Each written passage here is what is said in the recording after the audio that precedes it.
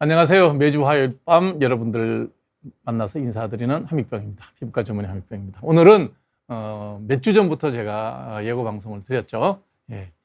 우주먼지 현자 타임스라고 하는 우리나라의 정말 멋진 천문학 유튜브를 운영하고 계신 채널 운영자이자 연세대학교에서 천문학, 은하에 대한 연구로 박사학위를 받으신 22만 명의 유튜버 구독자를 갖고 있는 지웅배 박사님을 모시고 천문학에 대한 이야기, 은하에 대한 얘기, 우주에 관한 얘기, 이런 얘기들을 갖고 여러분들에게 인사를 드리도록 하겠습니다.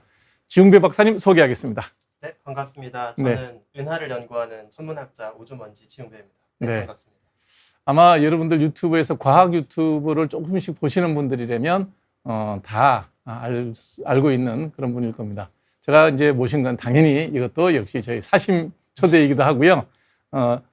정말 제가 멋진 이런 콘텐츠를 우리가 일주일에 한 편씩 볼 수 있다는 거는 너무 영광이다라는 생각을 갖고 제가 매주 이제 우리 지웅배 박사님 유튜브 올리는 걸 보고 있는데 사실 오늘 제일 개인적으로 궁금한 얘기들 좀 먼저 우주 얘기는 좀 더 있다 하더라도요. 네, 좋습니다.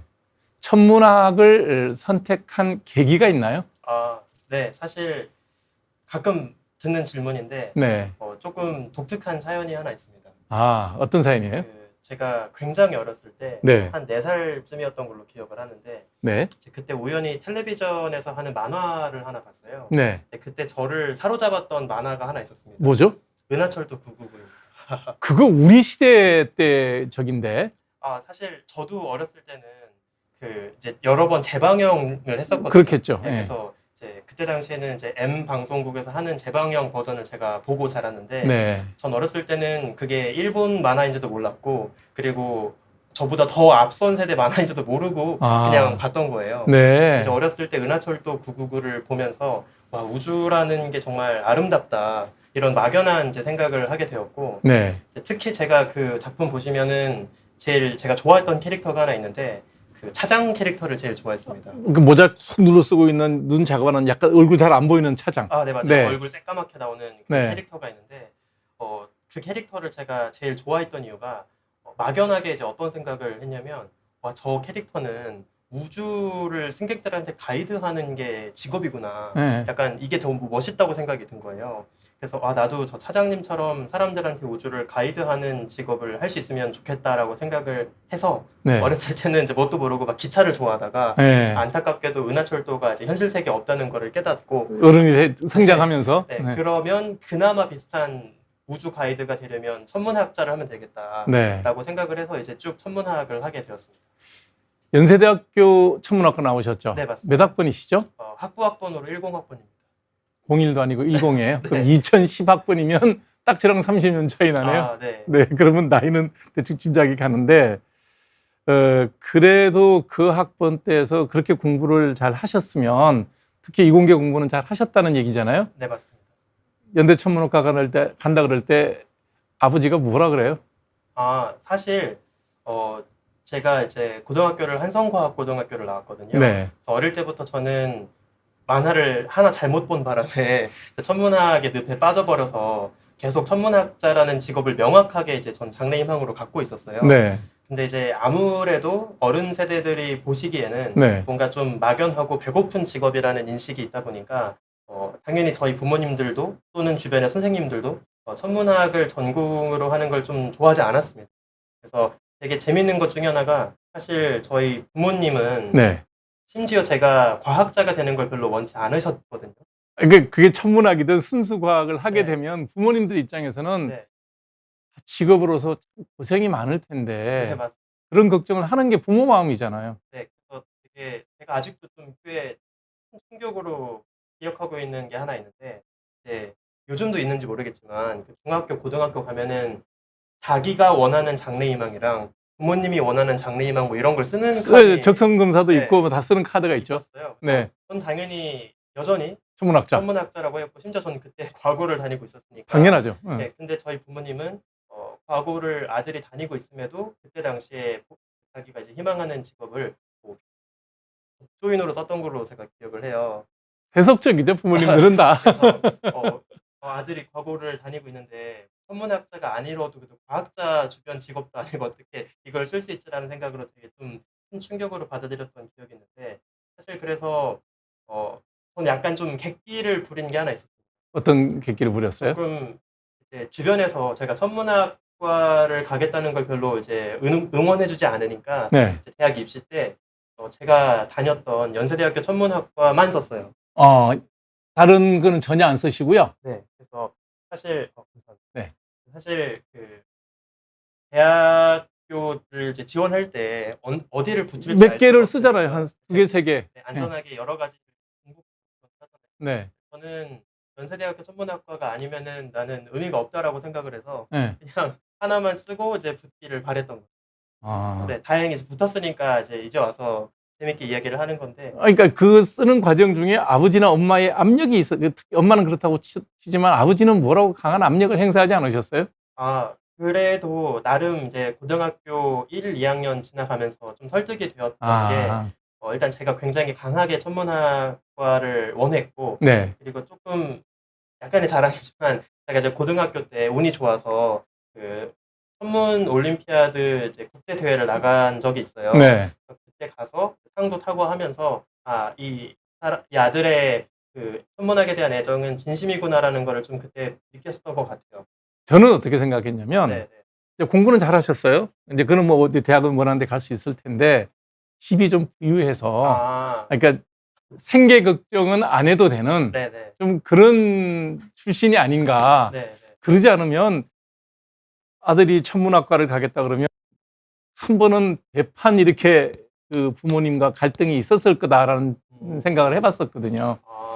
뭐 솔직히 말씀드리면 그렇게 막 여유로운 집안은 저는 아니었다고 생각을 하거든요. 네. 그래서 그냥 적당하게 뭐 꾸역꾸역 자기가 하고 싶은 공부 그냥 찾아가면서 하는 정도로 이제 살았었는데 네. 사실 저도 비슷한 네. 또 계속 연구원으로 살겠다는 생각을 네. 할 쯤에 네. 계속 하고 있었어요. 여전히 저도 천문학이라는 게 막 어떤 큰 돈을 벌기에는 좀 어려운 전공일 수 있다는 생각을 했기 때문에 네. 그래서 한 번은 이제 저희 교수님 중 한 분하고 만나서 면담을 한 적이 있었거든요. 근데 되게 꽤 제 뒤통수를 세게 때리는 답을 들었던 적이 있습니다. 천문학과 교수님이 네. 뭐라 그러셨어요? 네, 교수님이 뭐라고 하셨냐면 애초에 나도 그러니까 본인도 그런 고민을 했으면 여기에 오지 않았을 거다. 그래서 어차피 우리는 우주를 공부하는 거에서 최고의 즐거움을 느끼고 있는 거니까 정말 밥을 굶을 정도로 힘든 상황이 아니라면 그러면 우리는 하고 싶은 거 하면서 살아가는 거에서 최고의 행복을 느끼는 사람이니까 자네도 한번 이제 그런 행복을 찾아가 보는 게 어떻겠냐 이런 답을 주셨거든요. 그래서 그러고 보니까 애초에 그런 고민이 있는 사람이면 여기 안 왔겠구나 라는 생각이 들어서 제가 조금 더 진지하게 생각을 바꾸게 된 계기가 되었습니다. 좋은 교수님이시네요. 네. 네, 냉정한 얘기를 하시고 사실 제가 이 질문을 왜 첫 번째로 들었냐 그러면 제 어릴 때 꿈이 천문학자였었어요. 네. 네. 그때 이제 아버지가 그 동화책을 안 사주셨는데 그 지학상가 학원상가에서 나온 과학대백과 사진이라고 두꺼운 전질로 된 10권짜리 책을 사주셨거든요. 마이크 좀 바꾸겠습니다. 네. 네. 네. 그래서 이제 그 방송 책을 딱 구입을 아버지가 해서 책장에다 꼽아 주셨는데 1권이 우주예요. 네. 그래서 저는 지금도 잊어버리지 않는 게 태양계 형성 과정 중에 라플라스의 성운설이라는 게 있어요. 맞죠? 네, 맞습니다. 네. 이렇게 생기는구나. 제가 오죽하면 그 기억을 하겠어요. 네. 똑같은 은하철도 999를 보고 천문학을 꿈꾼 사람은 자기의 길을 당당하게 걸어가는데 그때 그 충격으로 아직도 그 이름, 우리 공부한 거하고 전혀 상관없거든요. 라플라스의 성운설이라는 걸 기억하는 사람이 내 나이에 누가 있겠어요? 네, 맞습니다. 네. 그래서 그 기억을 내가 머릿속에 갖고 있는데 영원히 이제 저는 가보지 못한 길로 이제 그게 남아버리게 된 거죠. 네. 그리고 비겁하게 이제 현실과 타협해서 이제 먹고 살기 편한 이제 의사 생활을 하고 있는데 그래서 저는 지 박사님이 이렇게 유튜브를 콘텐츠 크리에이터로서 활동을 하면서 또 지금 연세대학교 포닥과정 밟고 있죠. 네, 맞습니다. 연구는 언제 하세요, 그러면? 사실 가끔 듣는 질문인데, 왜냐면 네. 콘텐츠 만들 때 저도 유튜브에서 해봐서 아는데 네, 굉장히 시간이 많이 걸리거든요. 아무리 네, 전공 맞습니다. 분야라 하더라도. 네, 맞습니다. 네. 사실, 그래서 조금, 치사한 전략을 쓰고 있는데, 어떤 방법이 있나요? 저 나름대로 찾은 이제 방법인데요. 네. 다행히도 일단 제가 유튜브를 시작할 때 갖고 있던 그 고민이 일반 분들이 좋아하는 것만 하지 말고 실제 연구자들이 하고 있는 더 주요한 고민 쪽으로 사람들의 관심을 돌리면 좋겠다. 이게 제 고민이었어요. 네. 사실 그 아시겠지만 이제 우주 관련 유튜브 콘텐츠가 되게 많잖아요. 근데도 불구하고 격이 다르죠. 약간 보통 많은 분들이 흔히 생각하는 더 자극적이고 뭔가 좀 섹시해 보이는 그런 주제들은 사실 재밌게도 실제 천문학자들은 별로 연구하지 않고 별로 관심이 없는 주제들일 때가 그렇죠. 많아요. 네. 뭐 예를 들면 뭐 외계 미스터리라든지 그렇죠. 아니면 뭐 UFO라든지. UFO. 근데 안타깝게도 아직 적지 않은 분들이 이제 그게 실제 과학에서 다뤄지는 주제라는 생각들을 갖고 있다 보니까 실제 과학자가 뭔가 과학적으로 중요한 이야기를 할 때 오히려 그걸 재미없다, 좀 덜 중요한 거 이런 식으로 느낄 때가 있는 것 같더라고요. 그래서 저는 실제 연구자가 뭘 하는지를 좀 이야기를 할 때가 되지 않았나라는 게 제가 유튜브를 할 때 이제 고민이었고, 그래서 다행히도 그 고민과 제가 유튜브 또 연구하는 거랑 맞닿아 있다 보니까 그냥 굳이 사람들이 좋아할 만한 거를 찾느라 시간을 허비하지 않고 제가 그냥 주변 연구자들하고 주고받는 이슈들, 이야기들, 뭐 예를 들면 실제로 제가 랩미팅 가서 발표하는 논문을 그대로 그 주의 영상 주제로 할 때도 있어요. 예, 가끔 보면 네. 이 주제를 설명을 하면서 일반인들이 알아듣길 바라고 이걸 주제를 하고 있나? 라는 네. 정도의 네. 최신 그 천문학 저널에서 인용됐던 것을 설명을 해주시고, 물론 저희 같은 좀 직접 호기심 있는 사람들은 그걸 보고 있으면서 야, 날로 먹는다 정말. 너무 고맙게 생각을 하는데, 네. 그러면 이 유튜브를 할 때 그래도 토닥이면 논문을 1년에 또 몇 편 써야 되는 게 있고 뭐 여러 가지 그게 규제가 많잖아요. 네, 맞습니다. 이 유튜브 하려고 그러면 조력자가 한 10명 정도는 있나요? 사실 저도 있으면 좋겠지만 일단 아직까지는 제가 저 혼자 촬영부터 편집까지는 다 제가 하고 있습니다. 그러면 이거 저기 영상 자료 화면 있잖아요. 네. 그게 굉장히 고급지더라고요. 감사합니다.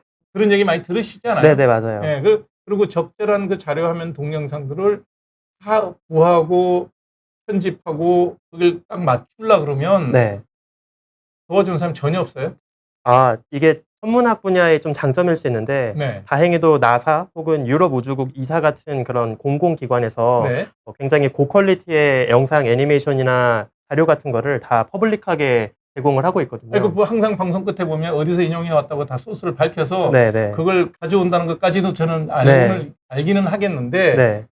그거를 그래도 그 데이터를 요 장면에 요 지금 멘트에 맞는 화면을 고르려 그러면 상당히 많은 시간을 소요해야 자료 화면을 찾지 않나요? 사실 처음에는 저도 꽤 많은 시간이 걸렸거든요. 네. 근데 나름 이제 유튜브 한 지도 이제 벌써 2년 가까이 시간이 차다 보니까 이제 제가 어떤 필요한 자료가 있으면 대충 어느 아카이브 사이트에 들어가서 뭐라고 검색하면 해당 자료를 받을 수 있을지가 좀 이제 정리가 되어 있는 것 같아요. 네, 그래서 저도 이제 어차피 사실 그래서 이건 조금 제 영상 채널 오래 보셨으면 아실 수도 있는데 요 영상에 나왔던 클립이 여기도 나오고 그럴 때가 많아요. 그때도 있어요. 예. 네, 왜냐면 어차피 초신성 폭발 이런 거 할 때 보면 네. 쓰는 거의 정해진 영상 클립을 사용을 반복을 하거든요. 왜냐면 제가 뭐 어디 무분별하게 다니는 자료를 갖고 오는 게 아니라 그 제한된 퍼블릭한 자료 안에서만 계속 활용을 하다 보니까 조금 반복해서 쓰이는 게 있긴 하지만 그래도 그런 식으로 좀 체계가 잡혀서 그렇게 하고 있습니다. 네.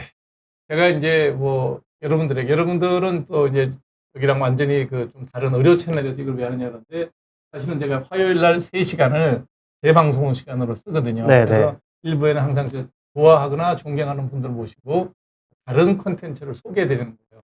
여기 들어오신 많은 분들이 이제 비욘디 의학 채널로 들어오시지만 여러분들이 편향된 유튜브를 보는 게 아니라 다양한 스펙트럼의 유튜브를 봤으면 좋겠다.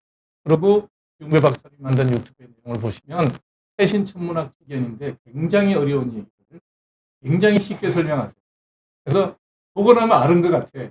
근데 물론 들었으면 무슨 얘기였지라고 생각하지만 2번, 3번 보게 되면 이 얘기구나 하는 생각을 느끼게끔 해주는 그런 콘텐츠 여러분들이 짬짬이 시간 나실 때 기원도 보시는 것도 좋고요. 그다음에 천문학에 대한 관심을 갖고 이 박사님이 하고 있는 우주먼지 현자 탐사를 잠시 들어가서 보시면 어떤 우리 삶의 어떤 그 통찰 이런 느낌을 주는 그런 내용들이 되게 많이 있어요. 그래서 오늘 모시고 선생님한테 제일 먼저 드리고 싶은 질문이 뭐냐면 왜 우리가 천문학에 대해서 전문가는 연구를 해야 되고 네. 일반인은 관심을 가져야 되는지 그냥 더 쉽게 얘기하면 몇십억 불씩 들여가지고 허블 망원경을 왜 써야 돼요? 정말 그 중요하고 날카로운 질문인데요.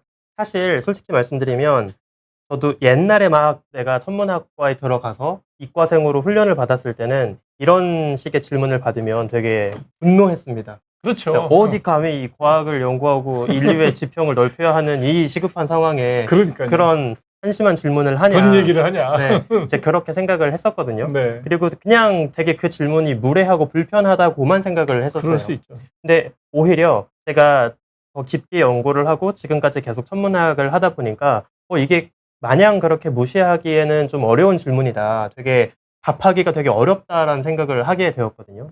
솔직히 말씀드리면 저도 이 천문학에 말 그대로 천문학적인 예산이 들어가고 있고 이런 거금을 들여서 우주를 연구하고 이런 과학을 하는 것이 당장 눈앞에 보이는 다른 일들을 해결하는 것보다 더 중요하냐라고 물어본다면 저는 자신 있게 그렇다고는 말을 못할 것 같아요.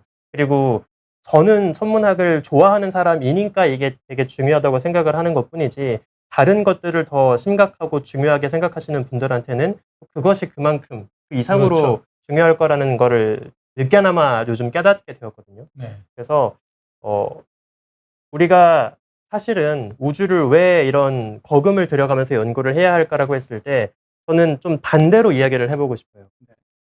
따지고 보면 지금 현대 과학에서는 천문학 같은 자연과학을 하기 위해서는 많은 돈이 들어가는 게 사실이지만 역설적으로 인류의 총 생산량이 가장 적었을 때부터 했던 것도 천문학이에요.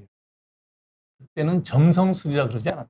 예를 들면 심지어 그 점성술을 할 때보다 더 이전으로 거슬러 가면 진짜 선사시대부터 인류가 오랫동안 해오고 있는 게 사실은 저는 우주에 대한 고민이라고 생각을 하거든요. 바위에 보면 별자리 찍어놓은 네. 것도 있죠. 그러니까 네. 어찌 보면 우리가 지금의 관점에서는 배가 불러야 할 수 있는 게 천문학이다. 배가 고파지면 가장 먼저 그만두는 게 아마 천문학일 것이다. 라는 생각들을 하곤 하지만 오히려 인류의 역사를 보면 인류가 가장 배고팠을 때부터 줄곧 해왔던 게 또 천문학 같은 자연과학이란 말이에요. 저는 우리가 막연하게 이 거대한 우주를 보면서 내가 어떻게 이 넓은 우주에 존재하게 되었을까라는 공통의 호기심을 어딘가 한켠엔 갖고 있다고 생각을 하거든요. 누구나 다 있다고 봐야죠. 사실 뭐 거창하게 우주까지 갈 것도 없이 우리 모두 어렸을 때를 생각해 보면 저도 그랬고 다 어른들한테 이런 질문 했을 거라고 생각을 해요. 나는 어떻게 태어났죠?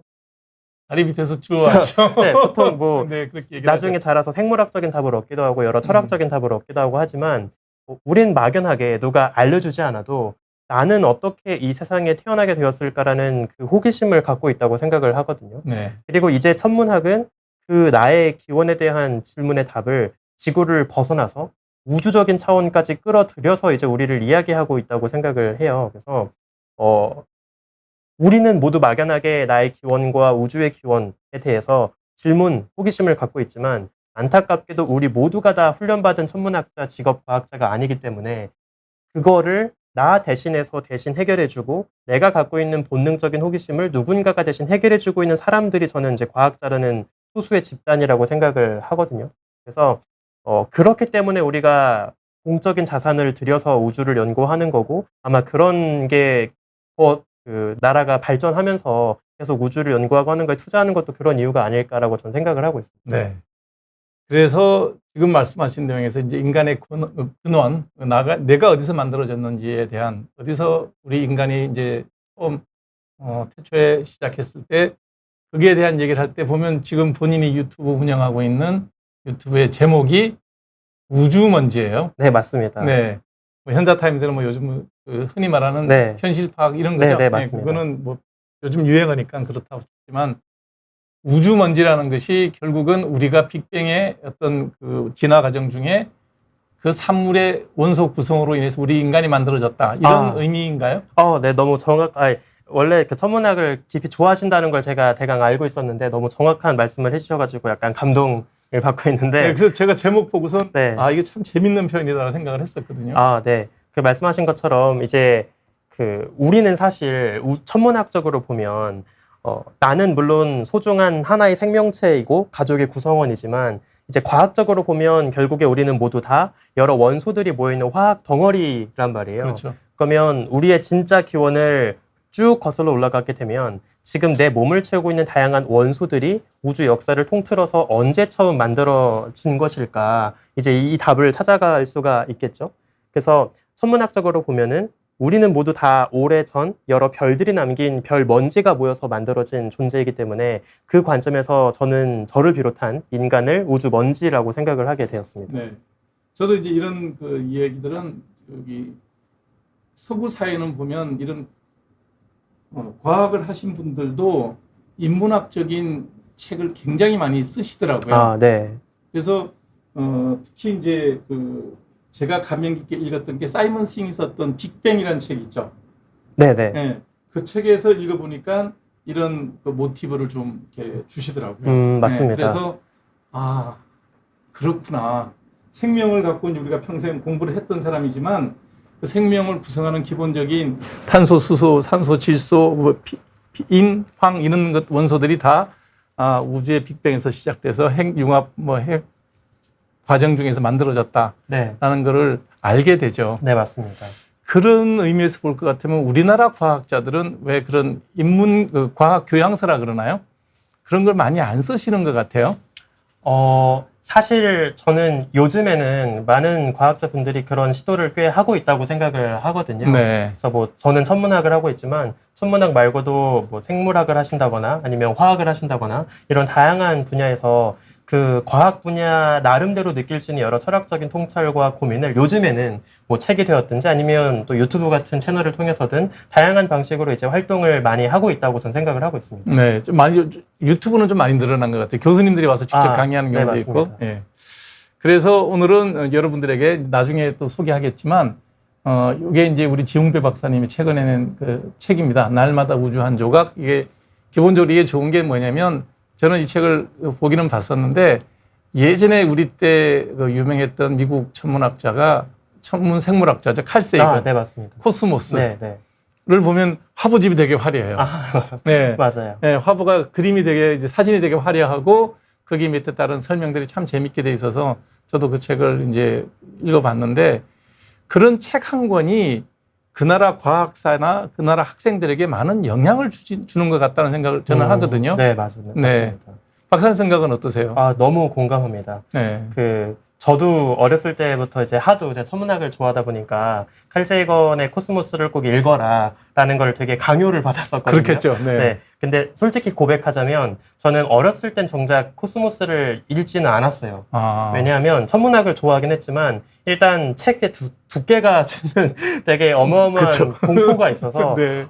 이제 하도 강요를 받아서 책꽂이에 꽂아놓긴 했지만 막상 펼쳐보진 않았었거든요. 네. 그러다가 이제 제가 대학생이 되고 이제 입시로부터 좀 벗어나서 자유롭게 공부를 할 수 있게 되면서 이제 짬짬이 책을 읽기 시작을 했는데 왜 그렇게 이 코스모스 했는지를 좀 깨달을 수가 있었던 것 같아요. 그래서 저는 요즘에는 굳이 책이 아니더라도 코스모스는 사실 다큐멘터리이기도 했었고 그렇죠. 네. 네. 그래서 다큐멘터리가 되었든지 아니면 우주를 잘 표현하는 여러 대가들의 SF 영화가 될 수도 있고요. 그런 다양한 컨텐츠들이 이제는 더 어린 친구들이 우주 과학을 좋아할 수 있게 해주는 되게 중요한 계기가 될 수 있다고 생각을 하거든요. 그래서 제가 되게 좋아하는 표현이 하나 있는데 과학자 한 명은 100명의 사람을 먹여 살리지만 네. 또 한 명의 영화 감독, 한 명의 소설가, 한 명의 SF 작가는 100명의 과학자를 또 만든다라는 이야기가 있더라고요. 그렇겠네요. 네. 그래서 저는 그런 다양한 대중 매체들도 저도 사실 은하철도를 보고 꿈을 꾸었듯이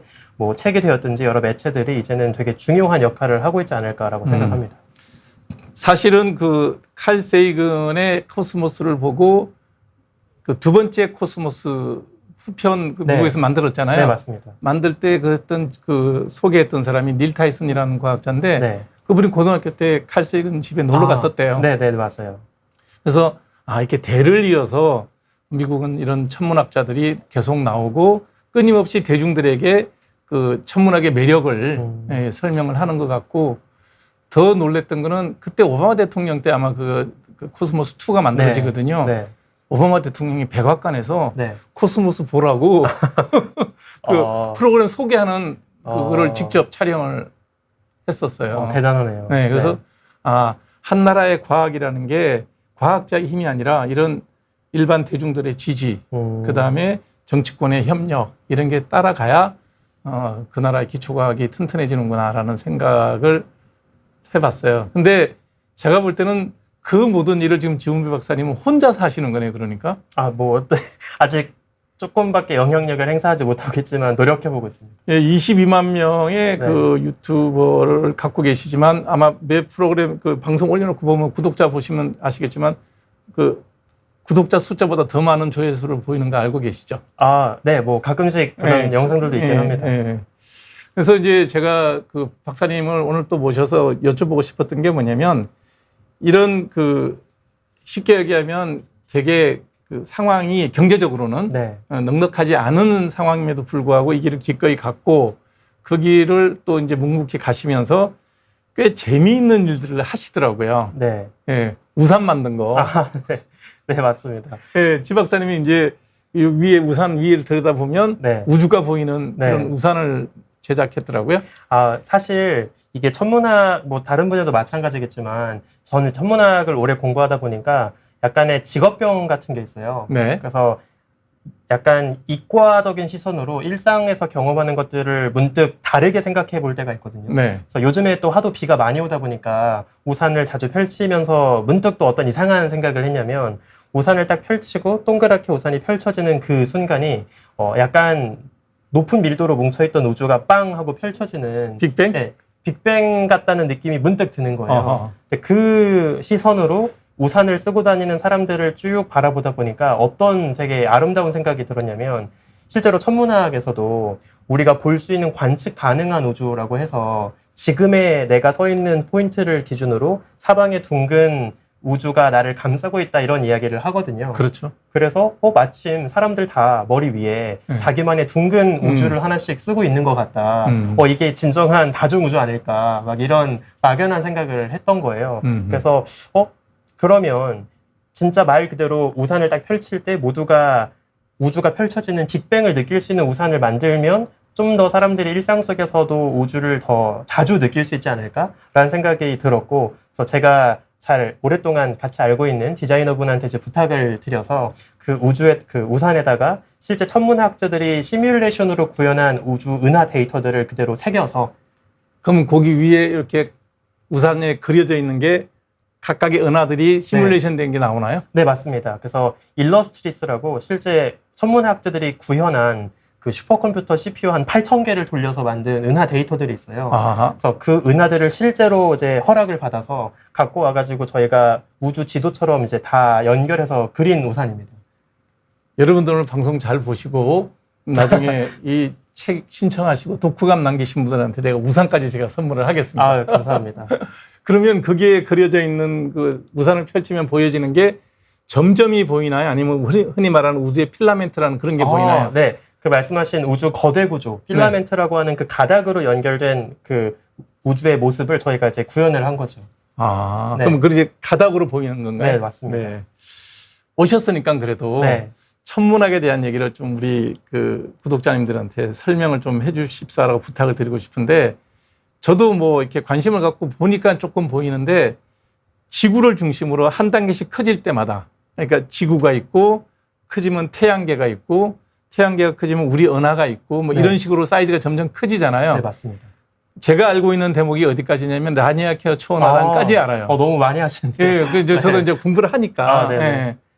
그 위에 또 위에 거대 구조 또 있나요? 사실 당연히 거대 구조는 우주 한가득 널려 있을 거고요. 다만 이제 인류가 정확하게 세밀한 구조를 파악하고 있는 우리가 속한 구조가 라니아케아 초은하단인 거고요. 그게 마지막이에요? 네네. 물론 이제 그 옆 동네 정도도 우리가 지금은 알고 있어요. 그래서 네. 우리가 살고 있는 게 라니아케아 초은하단, 그리고 옆 동네에는 우리가 셰풀리라고 해서 네, 셰풀리 초은하단이라고 또 이름을 지어준 게 하나 있습니다. 아, 네. 그것도 없네요. 네, 그쵸. 근데 제가 좀 궁금한 건 뭐냐면 지금 아까 말씀하시는 중에 우주가 이렇게 둥글게 이제 우리 지구가 뭐 어디든지 중심이 될 수 있으니까 네. 지구를 중심으로 관측 가능한 우주가 이제 반경 470 490억 광년 정도 됩니다. 되죠. 네. 그러면 이제 직경은 900 네, 907, 80광년 정도 정도 될 거 아니에요. 네. 근데 우리 빅뱅이 터진 게 137억 아, 네. 7억 광년이잖아요. 네, 맞습니다. 그러면 빛의 속도로 넓어진다 하더라도 반경이 260억, 70억 광년이 돼야 되잖아요. 근데 왜 관측 가능한 우주가 900 몇십억 광년까지 늘어나 있죠? 아, 이거 너무 날카롭고 중요한 질문인데요. 사실 그 많은 분들이 착각하는 것 중에 하나가 우리가 이제 우주의 나이가 빅뱅부터 지금까지 한 138억 년 지났잖아요. 네. 그러면 단순하게 우리가 볼 수 있는 우주가 다 빛의 속도로 날아오는 빛을 보고 있는 거니까. 그러면 138억 광년 네. 딱 내가 볼 수 있는 가장 먼 우주의 빛은 138억 광년 거리에 날아오는 거 아니냐라고 그렇게 생각하잖아요. 많이 생각을 예, 하거든요. 보통 사람들. 네. 근데 그러려면 우주가 138억 년 전에 딱 지금 크기로 뿅 하고 만들어진 상태로 더 이상 팽창하지 않고 그냥 그 크기로 유지가 되었어야 돼요. 아, 그래야 그렇죠? 네, 그래야 맞네요. 네. 네. 그래야 138억 광년 거리에 있는 빛이 고정된 시 공간을 타고 그냥 스물스물 날아와서 우리한테 이제 보이게 되겠죠. 예. 근데 우주는 아주 작은 스케일로 있다가 점점 팽창을 하면서 이제 지금의 우주가 된 거잖아요. 그래서 예를 들어서 제가 지구고 이 주먹이 어떤 적당히 먼 거리에 있던 은하라고 해볼게요. 네. 그러면 우주가 팽창하기 전에는 은하가 이 정도 거리에 있었고 네. 여기에서 빛이 뿅 하고 출발합니다. 네. 근데 날아오는 동안에 우주가 팽창하면서 이 은하까지의 거리가 멀어지는 거예요. 그렇죠. 네, 그래서 실질적으로 이때 출발했던 빛이 쭉 날아와서 우리 지구에 도달할 때쯤이 되면 이미 그 사이에 우주가 팽창해서 더 먼 거리에 도망가 있게 되는 거죠. 아, 그걸 알 수가 있나요? 네, 알 수 있습니다. 우리가 어찌됐든 계속 보는 건 빛밖에 없잖아요. 네, 그래서 어떤 식으로 알 수 있냐면 되게 중요한 건데 이 은하에서 날아오는 빛이 멈추지 않고 계속 우리를 향해 날아오고 있었을 거 아니에요. 네. 근데 그 사이에 빛이 타고 오는 시 공간도 늘어지면서 네. 이 빛의 파장도 똑같이 늘어집니다. 그러니까 요렇게 됐던 게 고무줄 늘듯이 쭉 늘어난 거겠네요. 맞습니다. 네. 그래서 결과적으로 우리가 지금 보고 있는 이 빛이 원래의 파장에 비해서 얼마나 늘어진 모습으로 날아오고 있는지만 알 수 있다면 네. 그러면 이 빛이 여행한 세월을 알 수 있고요. 네. 그러면 그걸 가지고 지금쯤은 이 빛을 보냈던 그 천체가 얼마나 어디쯤 가 있을 거다. 먼 거리에 있을 거다까지도 우리가 알 수 있는 거죠. 그래서 관측 가능한 우주의 물리적인 크기를 실질적으로 반경 한 480억, 90억 광년 정도로 이제 이야기를 합니다. 근데 지금 이제 우리가 허블도 올라갔고 저기 뭐죠? 제임스 웹도 올라갔잖아요. 네. 그러면 제임스 웹이 올라가서 멀리 있는 걸 본다며요, 지금. 아, 맞습니다. 열심히 보고 있는데 본 게 100 몇십억 광년이 제일 멀다 그러더라고요. 아, 거기서 이야기하는 그 수치는 사실 시간으로 이야기를 하는 거예요. 그래서 130억 년 전의 우주를 보고 있다라는 거고요. 아. 그래서 그거를 거리로 바꾸면 130억 광년이 아니라 뭐 한 400억 광년 거리를 보고 있는 거죠. 아. 네. 그럼 거의 태초급을 보고 있다는 얘기네요. 네, 맞습니다. 네. 이런 궁금한 얘기들을 자세히 들여다보시면 이제 그 현자타임즈에 가서 보시면 이런 내용들이 자세히 나와요. 너무너무 흥미롭고 재미있는 얘기입니다. 하루하루 일상을 살아가는 우리가 가끔은 때때로 우리 일상에서 벗어나서 먼 하늘을 쳐다보면서 우리가 어디에서 왔는지를 생각할 수 있는 여유를 조금씩 가진다 그러면 정말 각박한 세상에서 조금 더 마음의 여유를 찾을 수 있지 않을까라는 생각을 해봅니다.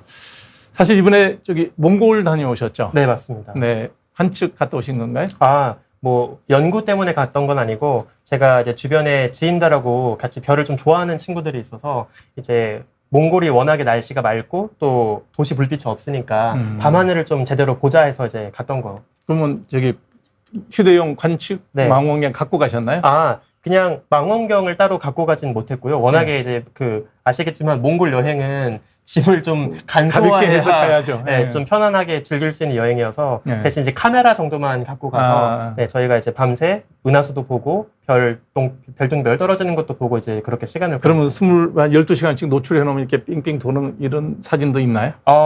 네, 그래서 저희가 그렇게까지 찍진 못했는데 이제 계속 노출 시간 바꿔가면서 저희가 이왕이면 별만 찍는 것보다는 별을 배경으로 저희의 사진을 찍어야 좀 더 추억이 남을 것 같아서 네. 이제 카메라 세워놓고 후다닥 달려가서 뭐 한 30초 정도 이제 가만히 다 이렇게 얼어붙어서 서 있고 사진 찍고 이제 그러고 놀고 왔습니다. 네. 네. 사실은 보면 이제 이런 우리 삶과 좀 거리가 있는 그런 기초과학을 연구하시는 분들을 볼 것 같으면 저분들은 무슨 재미로 사나?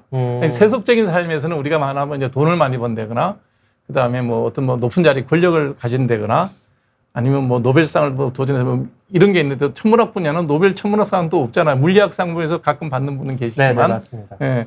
근데 어떻게 보면 꿈을 쫓는 것 같기도 하고, 또 저희처럼 이렇게 나이가 많아서 이제 삶이 얼마 남지 않은 사람들이 바라볼 때는 저 친구들 삶이 참 재밌었겠다. 세속적인 삶을 산 사람들 입장에서 볼 때는. 네. 근데 어디서 가장 보람 있고 재미가 있나요? 재미.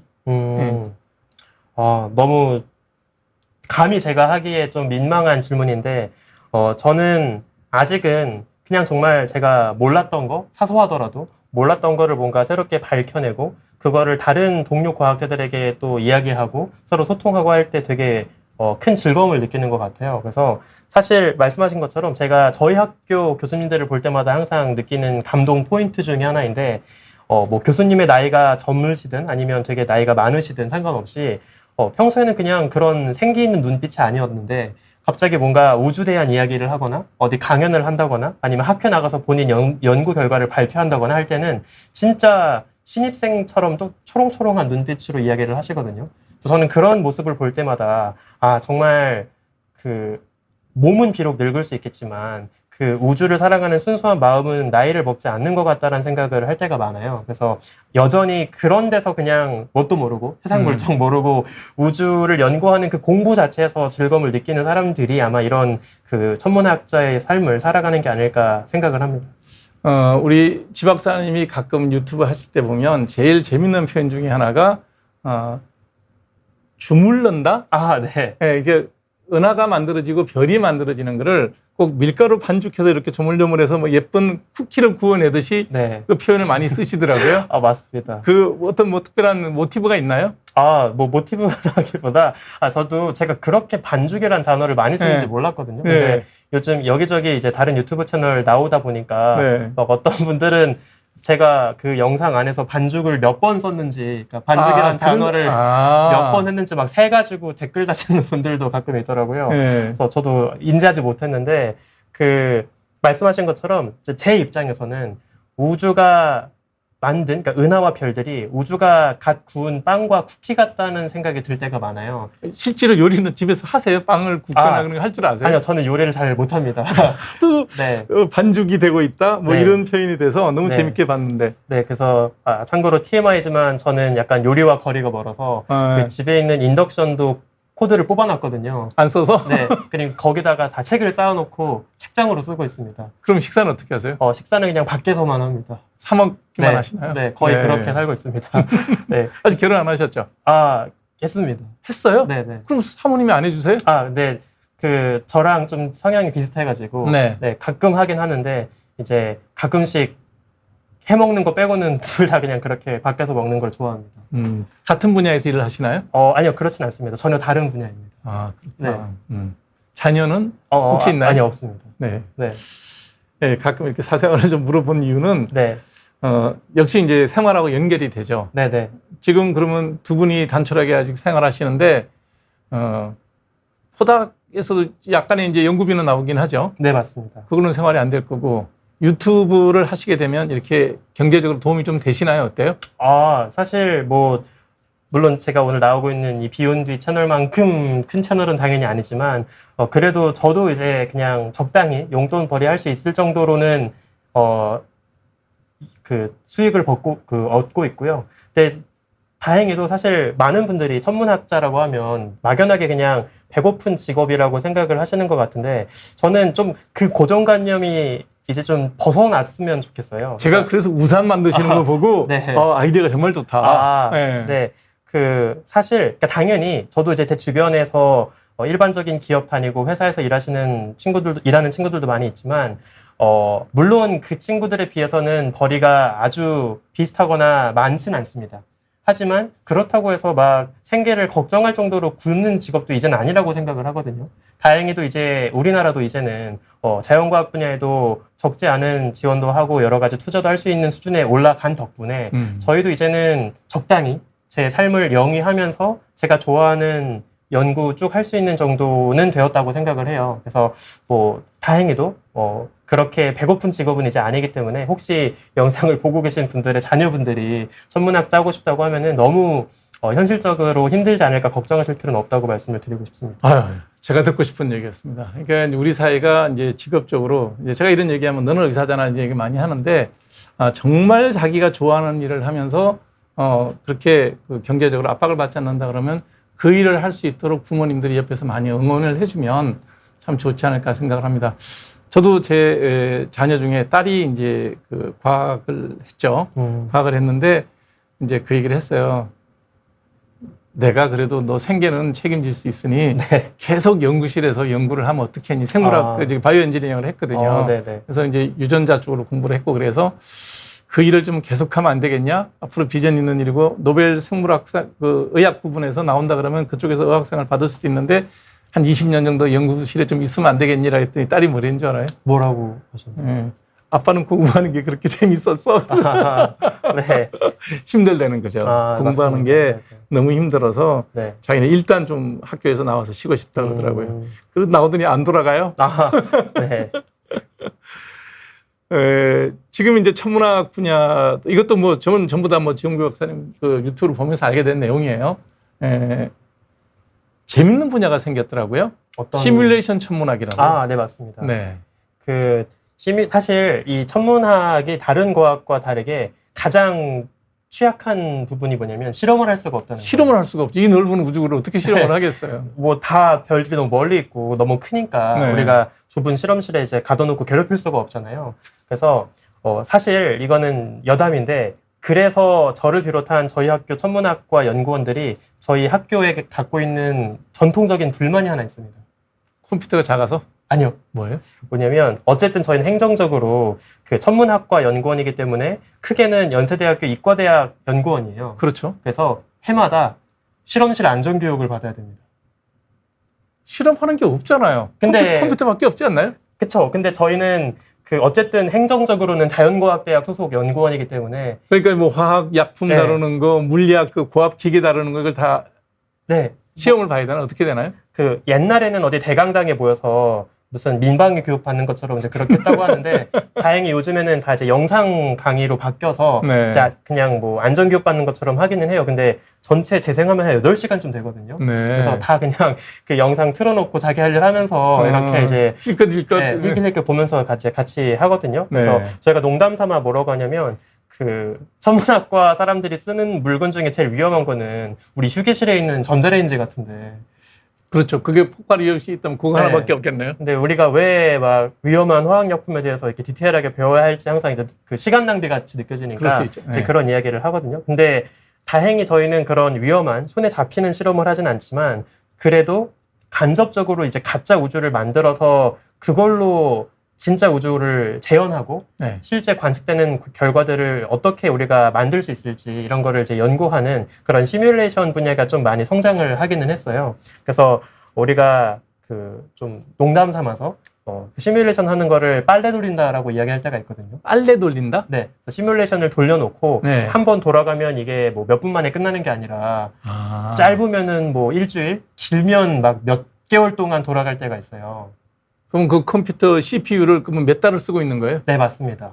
와. 그래서 엄청 큰 규모의 시뮬레이션을 할 때에는 이제 저기 키스티에 슈퍼컴퓨터를 모아놓은 그 연구 시설들이 있거든요. 그래서 거기에 있는 컴퓨터 시간을 또 따와가지고 그거를 쓰기도 하고요. 그래서 이제 가끔씩 잘 돌아가고 있나 빨래 뚜껑 열어보는 것처럼 가끔 확인해보고 오케이 한 10% 돌아갔군 이러고 또 자기 할 일 또 다른 거 하고 있다가 또 다음날 가서 11% 돌았군 이렇게 또 확인하고 이런 식으로 이제 연구를 하는 거죠. 몇 달씩 걸릴 때도 있다고요? 네, 맞습니다. 어떤 거예요? 그러면 몇 달씩 걸리는 거는? 이제 보통 요즘에 우리가 하고 있는 시뮬레이션들은 우주론적 시뮬레이션이라고 해가지고 빅뱅 직후에 뭐 가로 세로 높이 한 100억 광년 정도 되는 거대한 가상의 우주 공간을 만들어 두고 그 안에 빅뱅 초기에 여기저기에 막 물질이 랜덤하게 흩어져 있었을 상황을 일단 시작을 하는 거예요.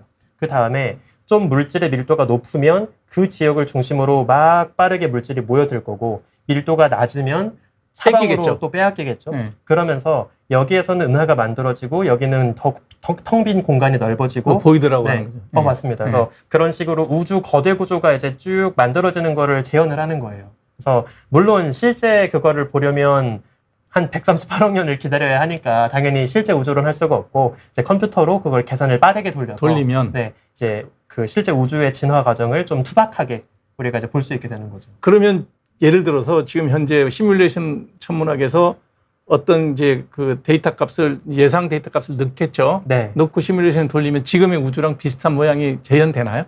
네. 실제로 우리가 지금은 꽤나 정교하게 시뮬레이션들이 많이 완성이 돼서 우리가 실제 관측하고 있는 그물 모양의 막 은하가 얽혀 있는 거대 구조 같은 것들도 잘 만들고 있습니다. 근데 여기엔 또 약간의 함정이 있어요. 어떤 게 있죠? 우리가 이제 시뮬레이션의 뭐 분해는 해상도라고 부르는 게 있는데 이제 시뮬레이션 안에 들어가 있는 각각의 입자 하나하나들 파티클 하나하나의 질량이 얼마나 가벼운지를 가지고 시뮬레이션의 성능을 비교하거든요. 정밀한지 안 한지를 네. 그걸로 체크하는군요. 그래서 예를 들면 가장 베스트는 진짜 우주처럼 각각의 파티클 하나하나가 진짜 별 하나하나 정도의 질량밖에 안 되게 만들어야 진짜 우주에 거기 가깝죠. 만들 수가 있을 거예요. 네. 근데 그렇게 하려면 은하 하나 만들 때만 파티클 수억 개를 써야 되니까 그렇죠. 그건 컴퓨터가 지금으로는 계산할 수가 없거든요. 그래서 사실 지금 제일 잘 만들어진 초고해상도 시뮬레이션도 입자 하나, 파티클 하나의 질량이 어느 정도 수준이냐면 뭐 태양 질량의 100만 배 수준이에요. 그러면 100만 배면 뭐 거의 구상성단 하나 정도 되겠네. 질량인 거죠. 그러니까 네. 지금 현존하는 가장 좋은 퀄리티 시뮬레이션으로도 제일 작게 분해해서 만들 수 있는 스케일이 별 하나가 아니라 별 수백만 개가 모여있는 성단 하나 정도까지로 투박하게 쪼개서 우주를 보고 있는 거예요. 그래도 그렇게 대충 만들어 놓으면 아웃라인이 지금 우리 관측되는 우주랑 비슷하게 나오나 보죠? 네, 맞습니다. 결국은 컴퓨터 용량 싸움이네요. 그렇죠. 이제는 어떤 새로운 수학적인 기법이 만들어지는 것보다 이젠 단순하게 컴퓨터 성능, 컴퓨터 용량 문제이고요. 그래서 뭐 요즘 막 언론에 많이 나오는 뭐 소위 양자 컴퓨터 이런 거 이제 개발이 되면 진짜 이제 좀 더 차원이 높은 시뮬레이션을 할 수 있지 않을까 이런 이야기를 하기도 합니다. 가끔 이제 그 유튜브에서 말씀하시다가 여기까지가 천문학의 영역이에요. 이제는 물리학자분들께서 해결해 주셔야 됩니다라고 했던 물질 중에 하나가 네. 이제 암흑 물질 얘기할 때 그 얘기를 툭툭 던지시는데 네네. 엊그저께는 또 목성의 암흑 물질 관측 기구로 쓰지 않은 그런 것도 또 그 발표하신 거를 논문을 설명해 주셨는데 제 생각이에요. 암흑 물질 없는 거 아니에요? 사실 되게 날카로운 질문인데 그럴 수도 있습니다. 저는 그러지 않을 거라고는 확신하기는 어렵다고 생각해요. 네. 실제로 이제 암흑물질 이야기를 하면 가장 많이 인용되는 그 과학 역사에 있던 약간 흑역사 중에 네. 하나가 에테르 이야기거든요. 예, 맞아요. 그래서 한동안 실제 20세기까지 인류가 우주는 에테르라고 하는 신비로운 물질로 가득 차 있을 거다. 그래서 에테르를 매질 삼아서 우주 공간에 빛이 퍼지고 있을 거다. 뭐 이런 생각을 했단 말이에요. 그런데 20세기 때 실험을 해가지고 에테르 같은 건 존재하지 않는다라는 게 밝혀지게 되었고 지금 이제 우리가 알고 있는 빛에 대한 이해로 넘어오게 된 거거든요. 그래서 이런 역사들이 실제로 있었다 보니까 지금 우리가 암흑 물질이 있을 거라고 가정하고 우주를 설명하고 있는데 결국에 이게 현대판 에테르 꼴 나는 거 아니냐 이런 이야기를 하시는 분들이 있어요. 근데 저는 뭐 아주 틀린 접근은 아닐 수 있다고 생각을 합니다. 왜냐면 이렇게 열심히 찾는데 안 나오면 없는 거 아닌가. 사실 이게 좀 치사한 답변일 수 있는데 네. 암흑 물질이 정의 자체가 찾을 수 없는 물질이기도 해요. 왜냐하면 가중을 그렇게 해놨죠. 네, 그러니까 일단 암흑 물질이 필요했던 이유는 우리가 은하나 은하단 같은 뭐 은하 속의 별 혹은 은하단을 이루고 있는 은하들의 움직임을 쭉 관측을 해보니까 굉장히 어마어마한 중력이 아니면 진작에 다 사방으로 흩어져야 되죠. 흩어질 정도로 빠르게 움직이고 있으니까 네. 쟤네들을 안정적으로 붙잡을 수 있을 정도로 뭔가 충분히 강한 중력이 추가로 있어야 하지 않을까라고 생각을 했던 거고, 그러면 보이지 않는 추가 물질이 아마 있지 않을까라고 생각을 했던 거예요. 그런데 정의 자체가 빛을 발하지도 않고 흡수하지도 않고 애초에 천문학이 망원경으로 빛을 검출하는 학문인데 그러니까요. 빛으로 검출할 수 없는 애들이 추가로 있다라는 거를 세팅해 버리니까 이제 이거는 뭔가 해결할 수 없는 그냥 문제가 되어버린 측면이 있는 거죠. 그러니까 이제 물리학에서는 이제 끈 이론이 그런 거잖아요. 네, 맞습니다. 끈 이론이라는 게 수학적으로 굉장히 아름답고 그걸 하면 설명은 되는데 끈을 관측을 하라 그러면 못 하잖아요. 네. 네. 그러니까 그럼 그게 맞아라고 이제 실험하시는 분들은 이제 의문을 제기하는데, 천문학에서 관측을 할 때 관측하면 질량은 있어야 돼요. 근데 관측이 안 돼. 그럼 뭔가 있을 거야. 네네. 라고 얘기해버리면 없는데 이론에 어떤 잘못이 있어서 그런 건 아닐까? 뭐 이런 생각도 가끔은 이제 아마추어적인 생각으로. 아니요. 전혀 저는 되게 날카로운 해석이라고 생각합니다. 그 실제로 저는 에테르보다 오히려 더 비슷한 사례로 들어볼 수 있는 게 그 옛날에 갈릴레오 그 시대 때 지동설이나 천동설이나 싸울 때 등장했던 이상한 개념이 하나 있어요. 뭐죠? 그 주전원이라고 해서 혹시- 본 것 같아요. 이렇게 뭐 이렇게 화성이 이렇게 동글동글 돌면서 이렇게 궤도를 도는 걸로, 공전 궤도를 이렇게 네.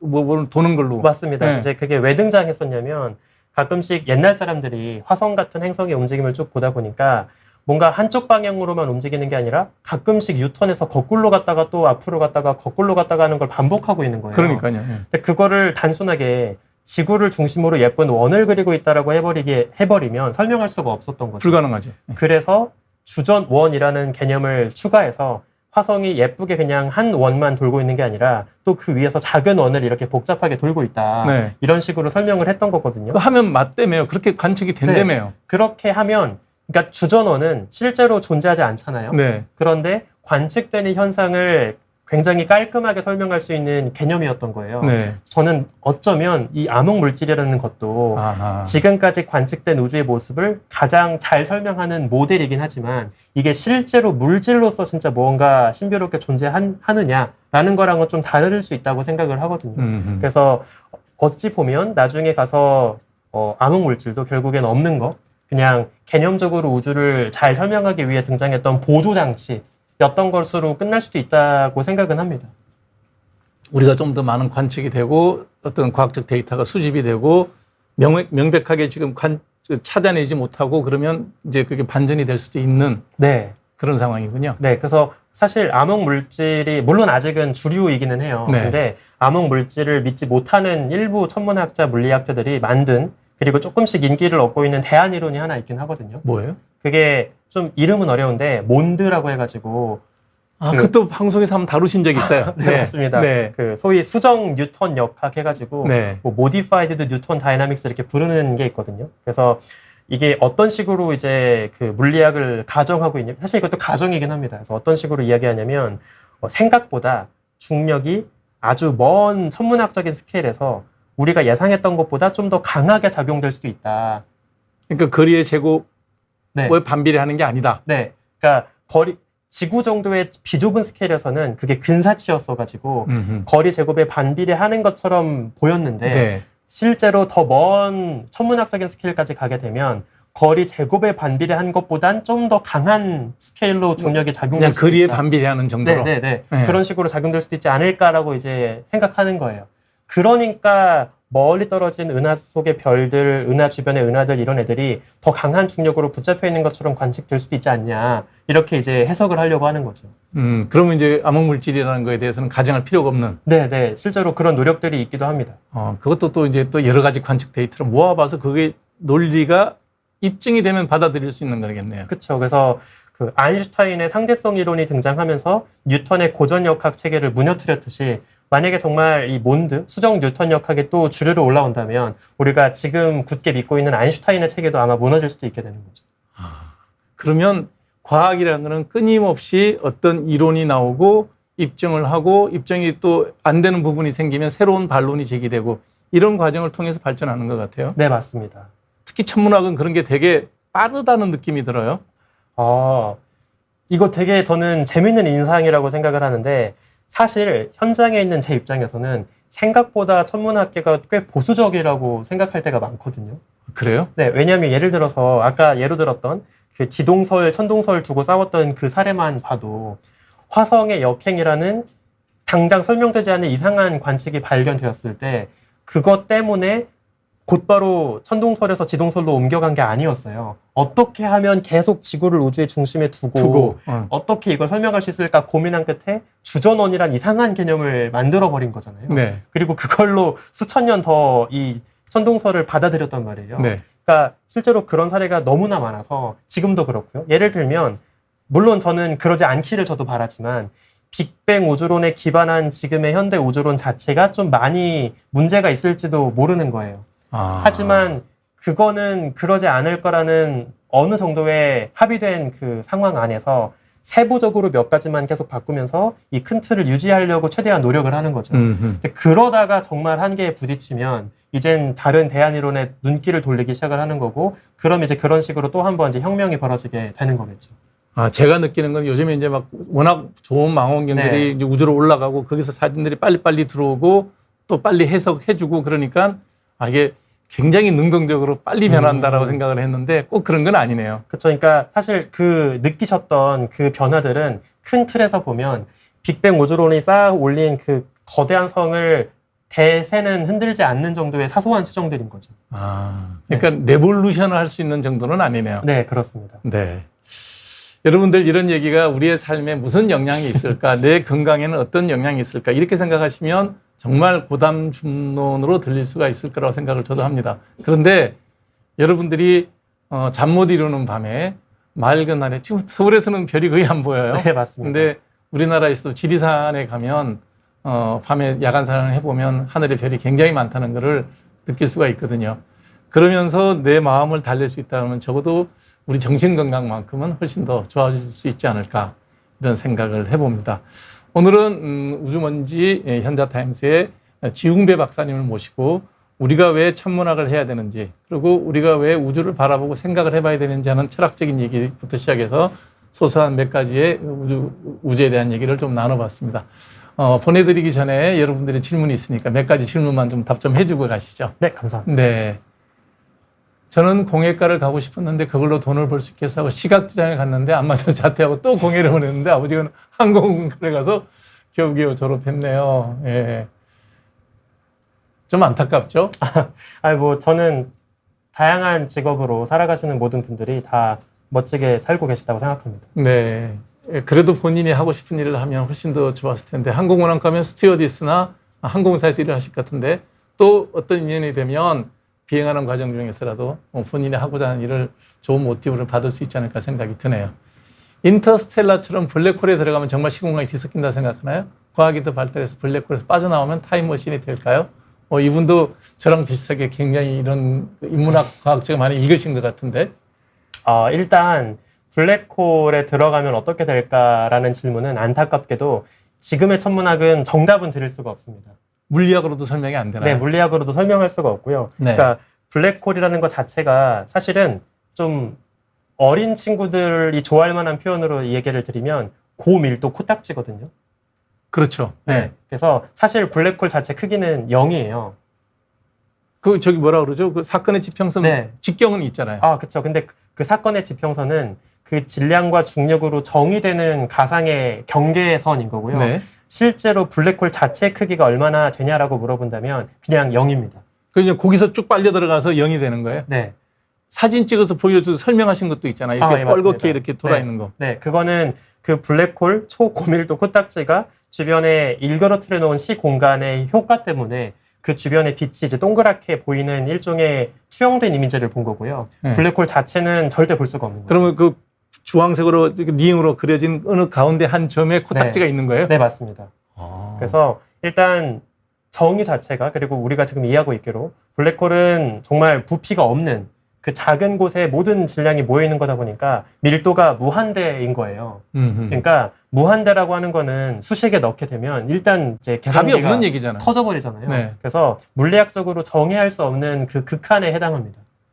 그래서 블랙홀에 들어가면 어떻게 될지는 우리가 당연히 이야기하기 어렵겠지만 블랙홀에 접근하는 과정에서 내가 어떤 식의 그 끔찍한 죽음을 맞이할지는 이야기는 해볼 수가 있을 것 같아요. 어떻게 되나요? 그래서 블랙홀 중력이 너무나 강하다 보니까 블랙홀을 만약에 제가 발로 딛고 있다고 하면 네. 블랙홀이 잡아당기는 제 발바닥을 잡아당기는 정도와 네. 제 머리카락을 잡아당기는 정도가 달라질 겁니다. 그렇죠. 발을 많이 잡아당기겠죠? 네, 왜냐면 제 키만큼 블랙홀로부터의 거리 차이가 생기니까. 네. 그래서 저는 그 발바닥은 빨리 끌려갈 거고 머리카락은 좀 천천히. 덜 끌려갈 거고 그러면서 몸이 길게 늘어지는 거죠. 고문이네요. 네, 그래서 만약에 인터스텔라 영화가 사실에 가깝게 영화를 찍었다라고 하면은 굉장한 고어 영화가 되었을 수도 있습니다. 능지처참이 그거거든요. 이렇게 네네. 사람 묶어놓고 양쪽에서 잡아당기는 거니까. 네, 실제로 그래서 그 별들이 블랙홀 주변에 끌려갈 때 그 죽어가는 과정을 보면 별이 쭉 늘어져서 물질이 길게 스파게티 가닥처럼 끌려가는 걸 볼 수가 있거든요. 아. 그래서 우리가 그 현상을 스파게티피케이션, 스파게티화라고 부릅니다. 아. 네. 예. 그러면 빠져나오면 타임머신이 될까요? 아, 타임머신은 이거는 물리학적으로 좀 답이 정해진 그 질문일 것 같은데 네. 안타깝지만 우리가 진짜 버튼 눌러가지고 막 미래로 뿅 가고 과거로 뿅 가고 이런 영화 같은 타임머신은 일단 불가능할 거예요. 네. 대신에 블랙홀을 활용해서 간접적인 시간 여행은 가능합니다. 들어갔다 못 나오는데요? 이제 블랙홀에 들어가는 것보다 아, 블랙홀 주변에서 머물다가 오는 거죠. 아, 상대성 이론에 맞춰서 시간을 좀 네. 늦게 가게 하는. 네. 그래서 아. 사실 많은 분들이 기대하는 타임머신은 진짜 버튼 눌러가지고 순식간에 100년 뒤로 흉 점프하는 그런 느낌의 타임머신이겠지만 그거는 아닐 거고요. 대신에 제가 블랙홀 주변에서 1년 정도 살다가 지구에 오면 지구는 100년 정도가 흘러 있으니까 99년의 이득을 보는 방식의 시간 여행을 가능한 거죠. 네. 네. 천문학 전공자들의 진로가 어떻게 되나요? 천문학관에서 연구하나요? 미국 나사 같은 곳에서? 한국에서는 어디예요? 좀 구체적인 질문인데. 네. 아주 훌륭한 질문이라고 생각을 하는데요. 네. 일단 저는 이거부터 좀 먼저 전제로 하고 싶어요. 제가 천문학 관련 질문을 받을 때 특히 이제 고등학생 같은 친구들한테 항상 받는 질문이거든요. 근데 저 질문이 천문학은 진로가 불투명하다라는 그 여전히 남아있는 그런, 고정관념이 좀 깔린 있죠. 네. 질문이라고 생각을 해요. 근데 사실 까놓고 말하면 천문학만 그런 게 아니라 대학에 있는 모든 전공은 그 전공을 살려서 그 연구자가 되든지 아니면 그 전공과 상관없는 산업 현장에서 일을 하든지 지급을 하는 의사 같은 거는 경우만 예외적으로 그냥 그대로 지급으로 연결되죠. 그렇죠. 네. 그래서 이제 사실 뭐 천문학뿐만 아니라 경제학도 그렇고 물리학도 그렇고 전 다 그렇다고 생각을 하거든요. 그렇죠. 그래서 네. 천문학을 살려서 전공을 살려서 연구를 하게 되면 뭐 대학 연구시설에서 일할 수도 있고 아니면 우리나라에서는 대전에 있는 천문연구원 아니면 항공우주연구원 또 이제 최근에 사천에 생기는 그런 우주청 이런 곳에서 연구하는 것이 가능할 거고요. 만약에 천문학 전공이 아니라 하더라도 요즘엔 다양한 직업을 선택할 수 있습니다. 그렇죠. 사실 천문학이 요즘에는 좀 컴퓨터 과학적인 측면이 있어요. 그러니까 시뮬레이션 천문학 같은 경우는 그거랑 연결이 많이 되겠네요. 그렇죠. 그래서 네. 뭐 시뮬레이션도 그렇고 아니면 애초에 천문학 자체가 이미지를 분석하는 과학이다 보니까 그 이미지 데이터를 또 되게 잘 다루는 사람들이 많거든요. 네. 그래서 예를 들면 실제로 제 주변에 저희 연구실 선배분들 중에도 의학 영상, 의료 영상을 인공지능으로 분석하는 회사를 차려서 일을 하시는 분들도 네. 있고요. 또는 뭐 자동차 디자인, 시뮬레이션 하시는 분들도 있고 심지어 인공위성 연구하시다가 국정원 가시는 분들도 있습니다. 국정원에? 네. 어. 인공위성 그런 이제 군사위성 이런 거를 데이터 연구하시다가 분석하고. 국정원까지 네. 가시는 분도 있고 너무나 다양한 산업에서 일하시는 분들이 많아서 되게 다양한 활용이 있다고 전 생각을 합니다. 네. 그러니까 여러분들이 자녀가 정말 좋아서 기초과학을 하겠다 그러면 그것이 반드시 어떤 형태의 직업에 연결되는 아마 그래서 우리나라가 의대 광풍이 부는 것 같은데 뭐 의대 가면 의사가 확실히 되니까 그건 안정적이긴 하지만 좀 취미가 잘 맞으면 모르겠지만 지루하고 반복되는 일이기도 하고 그런 것도 있습니다. 자녀의 꿈을 소중하게 하는 그런 어른들이 됐으면 좋겠다는 생각도 해보네요. 천체 물리학과 천문학과의 차이가 있나요? 너무 날카로운 질문인데요.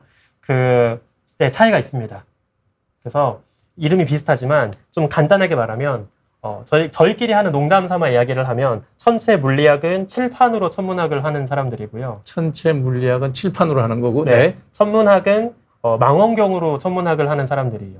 아, 그래서 그러니까 물리학에서 나온 거군요. 네, 그러니까. 맞습니다. 그래서 천체 물리학은 좀 더 이제 수학 물리학 기반으로 수식으로 우주의 모습이 어떨지를 연구하고 그거를 증명해달라고 저희한테 이제 과제를 주는 사람들이라고 보면 되고요. 그러면 그냥 이론이고 관측이고 이렇게 되나요? 네, 그렇게 볼 수 있습니다. 그래서 네. 약간 저희끼리 좀 놀리는 게 있어요. 그래서 저는 천문학에 가까운데 천체 물리학 하는 사람들한테 뭐라고 하냐면 그냥 봐야 그게 과학이지. 보고 그걸 증거로 입증을 해야 과학이지. 그냥 칠판 속에 아무나 다 가능한 이야기 하면 그게 무슨 과학이냐, 수학적 유희지라고 저희가 이제 비꼴 때가 있거든요. 네. 그럼 반대로 천체 물리학 하시는 분들은 너희들은 보는 우주만 이야기를 하지만 우린 아직 보지 못하는 그 수학에 갇혀 있는 세계까지 그 볼 수 있는 우주 저편의 우주까지 우리는 이야기를 하고 있다. 결국에 너네는 나중에 우리가 수학적으로 이야기했던 걸 뒤늦게 입증하는 사람들이다. 이제 이렇게 이야기를 하기도 합니다. 물리학 분야에서 보면 이론 물리학하고 실험 물리학이 네, 있는데 네. 그런 관계랑 좀 비슷하다고 봐도 되겠네요. 네, 맞습니다. 네, 근데 여기서 하나 제가 여쭤보고 싶은 게 네. 우리가 점성술을 아스트롤로지라고 그러거든요. 아, 예, 맞습니다. 그 천문학은 학문인데 아스트로놈이라 그래요? 네, 네. 그 다시 되찾아올 방법이 없나요? LOGI가 붙어야 학문이잖아요.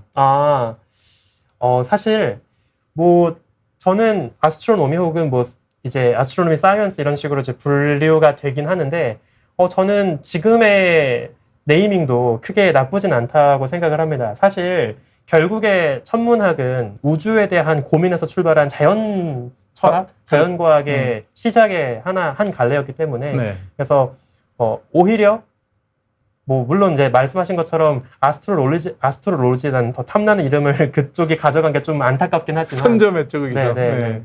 뭐 저는 지금도 괜찮다고 생각을 합니다. 네. 뭐든지 먼저 하는 사람이 이름을 좋은 걸 가져가면 그 다음 사람이 따라갈 방법이 없기는 해요. 네. 천문학 관련된 공부를 하게 된다면 수학을 잘해야 하나요? 사실 이건 사람마다 답이 다를 수도 있을 것 같은데 네. 저희가 약간 이것도 농담을 좀 섞어서 말씀을 드리면 네. 저희가 수학을 못해서 천문학과에 왔다라고 이야기하거든요. 수학을 진짜 잘하면 수학과에 가는 거고요. 그렇죠. 수학을 조금 잘하면 물리학과에 가는 거고요. 수학을 그다지 잘하지 않으면 천문학과에 옵니다. 그래서 천문학은 물론 요즘은 수학을 어느 정도 필요로 하기는 해요. 다만 천문학자들에게 필요한 수학은 진짜 본질을 파고들어서 뭔가를 수학적으로 증명한 레벨의 어려운 수학이라기보다는 그 수학자들이 발견한 수학적인 원리를 우리가 어떻게 우주에 적용할 것이냐, 그러니까 유저 입장인 거죠. 그래서 사용자 입장에서 그 수학에 대한 그 논리 체계를 이해만 할 수 있으면 그러면 굳이 어떤 수학적인 법칙을 발견하는 정도의 그런 능력이 아니어도 충분히 할 수 있다고 생각을 합니다. 이렇게 핸드폰을 쓰면 핸드폰을 이렇게 사용할 줄 알면 되는 거지. 여기 뒤에 깔려 있는 뭐 어떤 복잡한 컴퓨터 시스템 자체까지는 다 몰라도 되는? 네네네. 그러면 아주 뭐 그냥 수학자처럼 수학을 잘해야 되지는 않아도 되는군요. 네, 저는 그래서 학생분들한테 수학에 대한 두려움 때문에 일찍이 천문학 전공을 좀 포기하려는 친구들도 가끔 있거든요. 그러면은 너무 그렇게 그 수학에 대한 공포심 때문에 일찍 접을 필요는 없다라는 이야기를 해줄 때가 많이 있습니다. 그러니까 논리적 사고 체계를 가지고 웬만한 수학 정도를 따라갈 수만 있다면 천문학을 하는 데는 아무 문제가 없다. 네. 가장 좋아하는 SF 영화가 있나요? 제가 2편 정도를 꼽을 수 있을 것 같은데 하나는 혹시 그래비티 영화 보셨나요? 못 봤어요. 그래요? 저는 그래비티 영화가 너무 기억에 많이 남는 영화였거든요. 그게 우주 쓰레기 때문에 벌어지는 우주인들의 그 고난을 다룬 영화인데 사실 저는 그 SF 영화가 왜 기억에 남냐면 영화 예고편은 제가 대충 봐가지고 우주인이 우주 미아가 되는 영화라는 건 대강 알고 있었어요. 근데 그 영화가 어떻게 시작이 되냐면 우주인들이 허블 우주망원경 고치러 올라가서 그 사단이 나는 게 이제 우주 그 영화 스토리거든요. 근데 저는 허블 망원경이 영화 속에서 부서진다는 건 몰랐어요. 영화에서 부서져요? 네. 그러니까 딱 시작하자마자 허블 우주망원경 고치다가 사고가 나가지고 우주 왕복선이랑 허블 망원경이 다 이제 박살나면서 영화가 시작이 되거든요. 그렇구나. 네, 저는 그래서 그때 약간 멘붕이었습니다.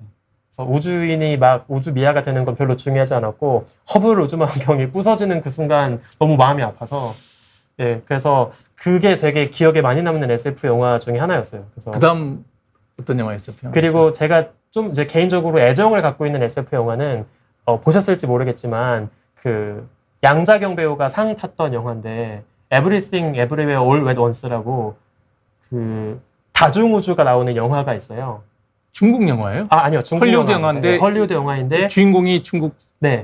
배우예요? 네. 그래서 아. 헐리우드에서 그 오스카를 이번에 휩쓸었던 영화거든요. 아. 그래서 저는 굉장히 잘 만든 SF 영화라고 생각을 했던 것이 뭔가 우리가 살고 있는 우주 바깥에 셀 수 없이 많은 우주가 있을 거다라는 그 다중우주라는 너무나 모호한 개념을 한 개인의 삶에 빗대어서 되게 와닿게 표현하고 되게 인상적으로 표현했어 가지고 되게 기억에 많이 남는 그런 영화 중에 하나였습니다. 여러분들 지금 우리 지용비 박사님이 얘기하시는 거 자세히 들어보시면 아시겠지만 과학을 평생 공부하신 분인데 굉장히 인문학적으로 표현이 되게 수려하다는 느낌이 많이 드시죠. 그래서 가서 우주먼지 현자타임지를 보시면 그 짧게 이런 그 수려한 그 표현들을 많이 보실 수가 있어요. 네, 눈호강, 기호강을 할 수가 있습니다. 네. 자, 첨성대는 별을 도대체 어떻게 본 걸까요? 저기에 대해서 논란이 많죠. 우리나라 최초의 네, 천문대다 그러는 거에 대해서. 네. 저도 당연히 그 초등학교 때 수학여행으로 경주에 갔기 때문에 네. 그때 처음으로 교과서에서만 보던 그 첨성대를 봤는데 저게 진짜 천문대였을까라는 생각을 저도 어렸을 때 했어요. 저도 네. 물론 전 역사 전문가는 아니어서 디테일한 답은 못 드리겠지만 제가 알고 있는 선에서만 말씀을 드리면 원래 첨성대가 어떤 논란이 좀 있었냐면 일단 첫 번째 보통 천문대는 별을 더 잘 보기 위해서 지금 보면 막 높은 산꼭대기에다가 짓잖아요. 그렇죠. 근데 첨성대는 당시로 치면 경주 한복판에 신의 한복판이에요. 그냥 네. 왕이 살고 있는 도심 한복판에 지었단 말이에요. 네. 그것도 그렇고 그리고 실제로 그 신라시대 기록을 보면 첨성대를 정확히 어떤 용도로 어떻게 썼다는 기록이 없다라고 하더라고요. 네, 삼국사기에 기록은 네. 없다고 그러더라고요. 그래서 그냥 딱 진짜 돌을 쌓아서 첨성대를 올렸다라는 그 문장 하나만 등장한다고 하는데 그래서 이게 진짜 천문대냐라는 이제 그런 논란이 많았던 걸로 저도 알고 있어요. 근데 간접적인 증거는 하나 있습니다. 그 신라시대 기록을 보면 첨성대가 지어진 직후부터 천문 관측 기록 양이 폭발적으로 증가해요. 네, 그래서 첨성대를 정확하게 어떤 용도로 썼다라는 기록은 명시되어 있지 않지만 첨성대가 뭔가 별을 많이 보게 해주는 그런 용도로 쓰이지 않았을까라는 정황적인 증거가 있는 거죠. 그래서 지금 어떻게 이제 유출을 하고 있냐면 첨성대 옆에 보면은 네모난 창문 같은 구멍이 하나 있거든요. 네, 봤어요. 거기 올라가면 또 거기까지 흙이 쌓여 있습니다. 네, 흙이 쌓여 있다 네, 그러더라고요. 그래서 또 그 안에서 사다리를 타고 올라가서 그 꼭대기에서 뭔가 별을 보는 방식으로 사각형을 이렇게 이제 해놓은데 네. 하지 않았을까라고 생각을 하고 있고요. 사실 한 가지 우리가 또 재밌는 해석을 해볼 수 있는 게 그러면 왜 높은 산 꼭대기가 아니라 도심에 지었냐라고 하는 그 반론에 대해서 반대로 오히려 과거에는 별을 관측하는 것이 왕이 직접 관장해야 되는 국가 프로젝트였던 거예요. 그렇죠. 그래서 오히려 왕궁이 있는 그 신라 경주 근처에 첨성대를 지었던 게 아닐까라고 해석도 할 수 있는 거죠. 어찌됐든 거기서 보면 조금 더 잘 보이긴 했을까요? 높은 데 올라가서 봤으니까. 그렇죠. 또 사실 옛날에는 뭐 굳이 산에 갈 거 없이 네. 지금처럼 관공이가 없었을 거라서 그렇죠. 네, 똑같이 맑은 밤하늘을 충분히 봤을 거라서 저는 가능했을 거라고 생각은 합니다. 이게 우주 은하 연구하시는 분하고는 조금 거리가 있긴 하겠지만 행성학을 하시는 분도 따로 있죠. 네, 맞습니다. 근데 오늘 신문에 났어요. 화성 지하의 바다 지하에 20km 정도 뚫고 내려가면 액체 상태의 물이 있을 것 같다라는 네. 논문이 나왔던데 생명체가 있을까요? 라는 질문을 주셨어요. 네. 그 사실 화성의 땅 밑에 그 얼음이 있다거나 액체 바다가 있을 거란 이야기는 되게 옛날부터 있었고요. 그렇죠. 얼음 정도는 사실 일찍이 발견이 되기도 했었습니다. 네. 근데 이제 화성에 하필이면 표면도 아니고 지하에서 바다가 발견되었다는 게 꽤 중요한 점이 뭐냐면 일단 지금 당장은 화성은 생명체가 살기 좀 안 좋은 환경이긴 해요. 그 가장 중요한 이유가 화성은 자기장이 없기 때문입니다.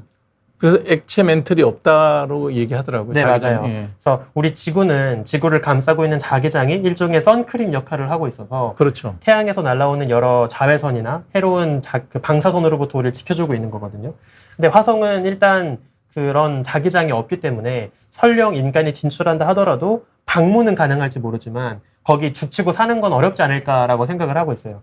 그런데 한 가지 방법은 우리가 마치 핵전쟁 때 땅 밑으로 들어가서 방공호에 사는 것처럼 지하에서는 살 수 있겠네요. 네, 화성의 지각 자체를 방공호 삼아서 땅 밑에 기어 들어가 사는 건 가능할 수 있지 않을까 생각해 볼 수 있는 거죠. 그런데 화성 지하에서 이제 바다가 발견되었다는 건 실제로 이미 일찍이 그 바닷속에 미생물 정도들이 살고 있을 수도 있지 않을까. 이런 기대를 또 해볼 수 있는 되게 흥미로운 발견이라고 볼 수 있습니다.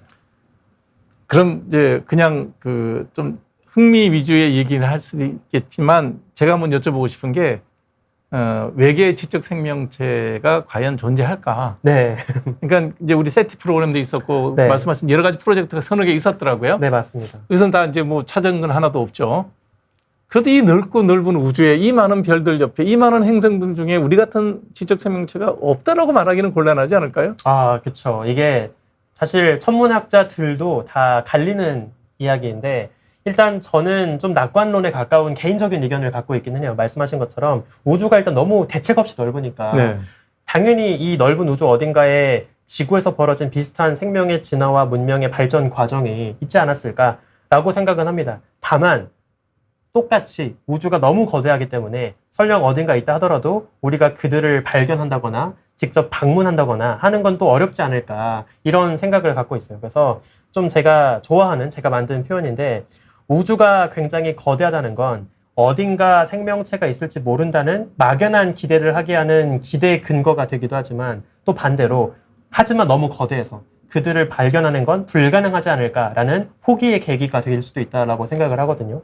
근데 반대로 또 일부 천문학자들은 어떤 주장을 하기도 하냐면, 우리 지구를 봤을 때 지구가 지금까지 한 46억 년 살았는데 그 중에서 생명체가 탄생하고 진화하기까지 거의 뭐 3, 40억 년 가까운 시간이 걸렸고, 그제서야 이제 인류가 만들어졌다는 거예요. 그렇죠. 지구가 고생대 생물학이 시작된 8억 년 네. 전인가 그러니까. 네. 그러면 사실은 한 행성에서 생명체가 탄생하기에 적합한 조건이 갖추어져도 거기에서 생명체가 출현하고 충분히 진화하기까지는 되게 오랜 시간이 걸릴 수 있다는 거죠. 3, 40억 년은 걸린다고 그렇죠. 봐야죠. 근데 지금 우주의 나이가 겨우 130억 년이라는 거예요. 겨우. 네. 그러니까 130억 년 정도 이제 갓 지나고 있는데, 한 행성에서 생명이 탄생하고 이렇게 번성하기까지 한 3, 40억 년 걸리는 거라고 치면, 그럼 5세대밖에 안 되네요. 그렇죠. 그러니까 그렇게 생명체가 빈번하게 지금 존재하고 있을까라고 기대하는 것도 어쩌면 우리 고정관념일 수도 있다는 거죠. 아. 네. 그래서 천문학자들 사이에서도 되게 극단적으로 갈리는 의견들이 공존하고 있습니다. 아, 이런저런 걸 계산해 보면 없을 수도 있다. 네, 맞습니다. 사실 그건 그저 드레이크 방정식을 보고 예. 난 다음에 그 변수를 뭐 8개인가 9개인가 있는데, 지금 제가 말씀드리는 건 다 지금 이제 우주문제 하면서 들어가서 보시면 다 있습니다. 네. 네, 감사합니다. 그래서 이제 거기 들어가서 보시면 알 수 있는데, 그 많은 변수들의 값을 다 집어넣어 보면, 네. 근데 우리 나름의 상식으로 집어넣어 보면 어쩌면 지적 생명체가 존재할 확률이 뭐 10, 20 정도로도 낮아지기도 하더라고요. 네, 맞아요. 네. 그래서 사실 그 드레이크 방정식도 되게 많이 인용이 되는 개념인데, 잘 아시겠지만 어떤 수학적인 정확한 값을 주는 목적은 전혀 없죠. 아니고요. 이렇게 저렇게 네. 생각해 보자는 거죠. 그렇죠. 그냥 우리 생각의 가이드라인을 제시하는 정도라고 보시면 될 것 같아요. 그리고 되게 웃긴 것 중에 하나가, 이 드레이크 방정식을 만들 때까지만 해도 우리는 행성은 무조건 태양 같은 별 주변을 돌고 있는 형태일 거라고만 생각을 했습니다. 그렇죠. 그래서 애초에 드레이크 방정식의 첫 번째 항도 우리 은하에서 태어나는 별의 개수로 네, 그렇죠. 출발을 하거든요. 그렇죠. 그래서 별이 얼마나 있는지, 그 주변의 행성이 얼마가 있는지 이런 식으로 따라가는데, 지금 우리가 발견한 거를 보면은 오히려 행성의 가장 일반적인 형태는 별 곁을 돌고 있는 지구와 같은 모습이 아니라 별 없이 홀로 그냥 우주 공간을 떠도는 떠돌이 행성이 압도적으로 많아요. 그게 혹시 암흑물질 아닐까요? 실제로 그런 떠돌이 행성 같은 어둠 속의 천체들이 암흑 물질의 대부분을 차지하고 있는 거 아니냐라는 해석들도 굉장히 최근까지 있었습니다. 아. 근데 지금까지 우리가 관측된 양을 보면 우리에게 필요한 암흑 물질의 전체 2%도 못 채우거든요. 얼마 안 네, 되는구나. 그래서 아마 어렵지 않을까라고 생각은 하고 있는 거죠. 그러면 중심을 잡아주는 항성 없이 그냥 혼자 둥둥 떠다니는 행성이 훨씬 더 많은 거예요? 네, 압도적으로 많습니다. 야, 그러면 운 나쁘면 그런 거 우리하고 탁 부딪힐 수도 있잖아요. 근데 다행히도 그런 충돌의 걱정은 딱히 하실 필요가 없는 게, 네. 그 별과 별 사이 또는 별과 행성들 사이 그 거리가 별 자체, 행성 자체 크기에 비해서 너무 멀기 때문에 사실 스쳐 지나갈 수는 있겠지만 직접 부딪히는 건 정말 드문 케이스일 겁니다. 아, 그렇구나. 자, 우주 미아가 어딘가에서 살고 있을까요? 네. 이제 박사님 보내드릴 시간이 돼서 제가 마지막으로 한 가지만 더 개인적인 질문이기도 하고 궁금한 겁니다. 우리 때 한국에서 가장 유명한 우주과학자가 조경철 박사님이라고 아폴로 박사님이 네네. 계셨어요. 네.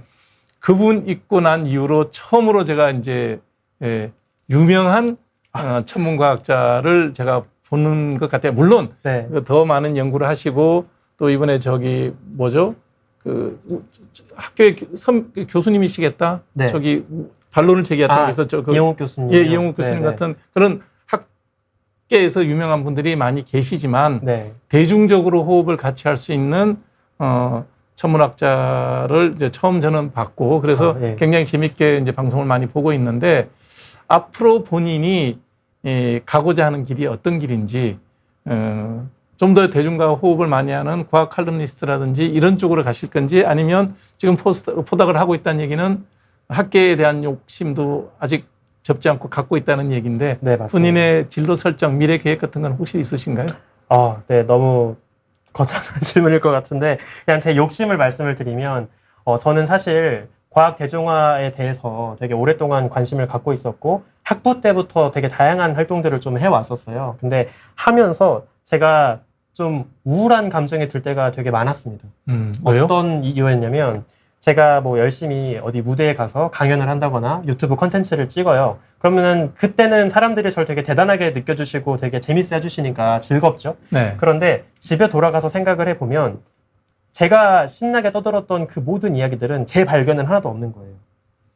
다 그냥 저보다 더 위대한 다른 과학자들의 이야기를 소개. 그쵸. 그냥 제 입을 빌려서 이야기를 했을 뿐인 거죠. 그래서 제가 약간 어떤 감정과 비슷하다고 좀 혼자 생각을 했냐면 약간 이런 거죠.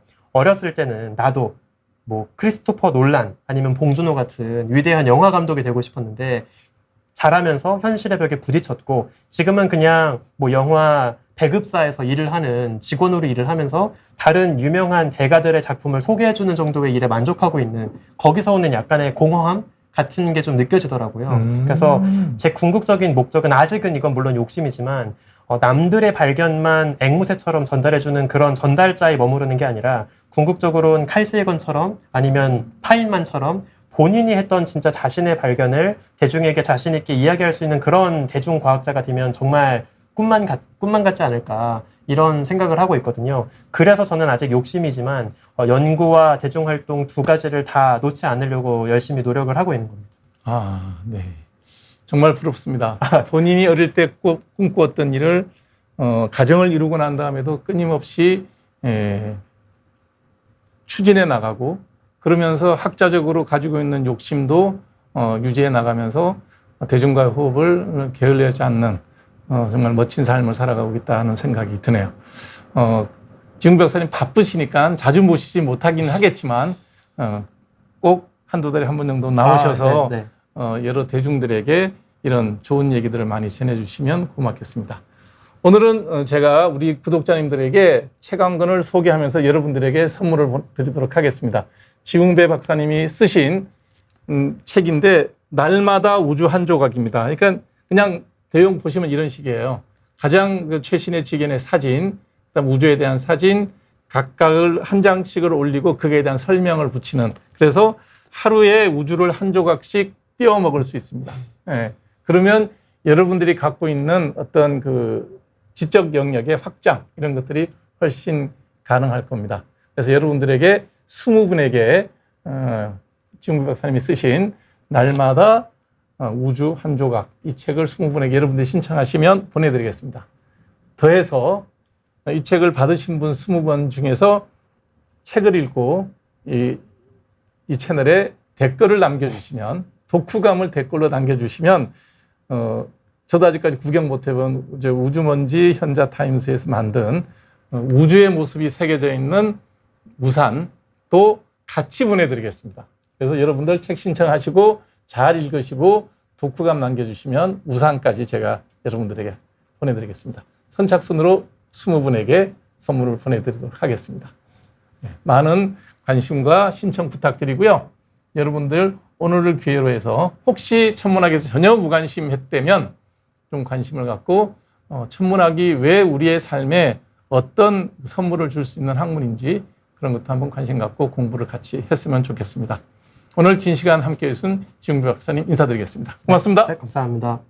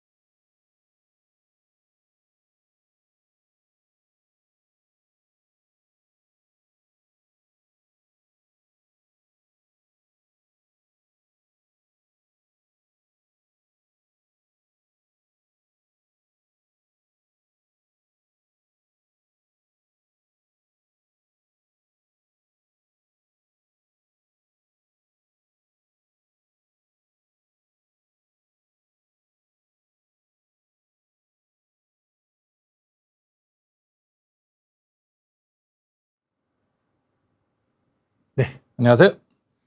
2부 시작하겠습니다. 오늘 2부는 여러분들의 피부에 생기는 사마귀에 대한 얘기를 말씀드리겠습니다. 사마귀는 바이러스 감염증에 의해서 생기는 병입니다. 원인되는 바이러스는 휴먼 파필로마 바이러스, HPV라고 하는 약칭으로 이제 많이 불리우죠. 그 타입은 1번부터 시작해서 타입이 10몇 가지, 계속 이제 뭐 의학이 발달될 때마다 서브 타입은 계속 나옵니다. 그래서 서브 타입이 이렇게 계속 나오는데, 흔히 말하는 사마귀는 1번이죠. 그 다음에 자궁경부암 바이러스, 자궁경부암을 일으키는 것도 HPV예요. 타입 2인가 그래요. 이런 식으로 이 바이러스 자체가 자궁경부에 감염되면 경부암을 일으킬 수 있으니까 이제 이런 자궁경부암 예방 백신이라는 게 이 바이러스에 대한 백신을 개발한 겁니다. 이런 식으로 우리 피부에 바이러스가 감염이 되면 손가락이죠. 손가락 끝에 이렇게 다수로 여러 개가 생깁니다. 그다음에 이제 가장 흔한 뭐 사마귀 모양이죠. 팔다리 접촉이 많은 부위에서 이런 식으로 이렇게 사마귀 표면을 만지면 되게 거칠거칠합니다. 까실까실하게 생긴 것들이 돌출이 생기고요. 여기 자세히 보시면 이게 검게 보이는 점들이 있죠. 여기 이렇게 여기 작은 점이 콕콕 찍혀 있잖아요. 이 점이 뭐냐면 저게요. 혈관이 늘어난 거예요. 이 바이러스가 여기서 살아나려면, 그리고 조직을 증식하면서 여기 살아남으려면 혈관이 많이 나와야 돼요. 그래서 이 사마귀를 손을 대면 피가 굉장히 많이 나요. 혈관이 증식돼 있어 그렇습니다. 임상 양상은 이런 식으로 잘 보이고요. 그 다음에 이게 이제 목에 생기는 경우도 있습니다. 편편 사마귀가 얼굴이나 목에 생기는데, 얼른 보면 쥐젖하고 아주 비슷해요. 쥐젖하고 편편 사마귀가 감별이 굉장히 어려울 때가 있습니다. 일반적으로 이제 우리 감별하는 거는 나이로 감별을 하죠. 나이로. 나이 많은 사람한테 생기면 쥐젖이고요. 젊은 사람한테 이렇게 생기면 사마귀를 의심을 해봐야죠. 두 가지를 육안으로 감별하기는 되게 어렵고요. 애매할 때는 조직 검사를 해서 PCR 검사를 하면 HPV가 나오면 사마귀로 진단할 수가 있는 그런 모양입니다. 성기에도 이런 식으로 사마귀가 생길 수 있죠. 뭐 신체 어느 부위든지 접촉하면 다 옮을 수가 있습니다. 그래서 이제 치료를 하는 방법은 이 사마귀 바이러스를 선택적으로 죽일 수 있는 방법이 없어요. 선택적으로 죽일 수 있는 방법이. 그래서 사마귀를 이제 여러 가지 방법으로 그 사마귀에 감염된 세포 조직 전체, 여기 있는 세포 조직 전체, 바이러스에 감염된 그 세포 조직 전체를 파괴시키는 방법으로 치료를 합니다. 물론 그 전에 이 바이러스에 대한 불특정 면역력을 증강시키는 방법들이, 먹는 약으로는 H2프로, 그 위장약이에요. H2프로를 먹게 되면 면역력이 증가가 돼서 사마귀가 떨어지는 경우도 있고요. 그 다음에 DPCP라고 하는 면역 증강시키는 약을 겨드랑이라든지 이런 데 발라서 세포 면역을 높여서 이 사마귀 바이러스가 떨어지게 하는 방법도 있습니다.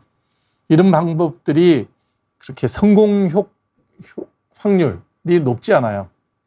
그래서 이렇게 다수가 있다 그러면 그래도 기계적인 방법으로 제거를 하면서 동시에 면역 치료를 진행하는 경우도 있습니다.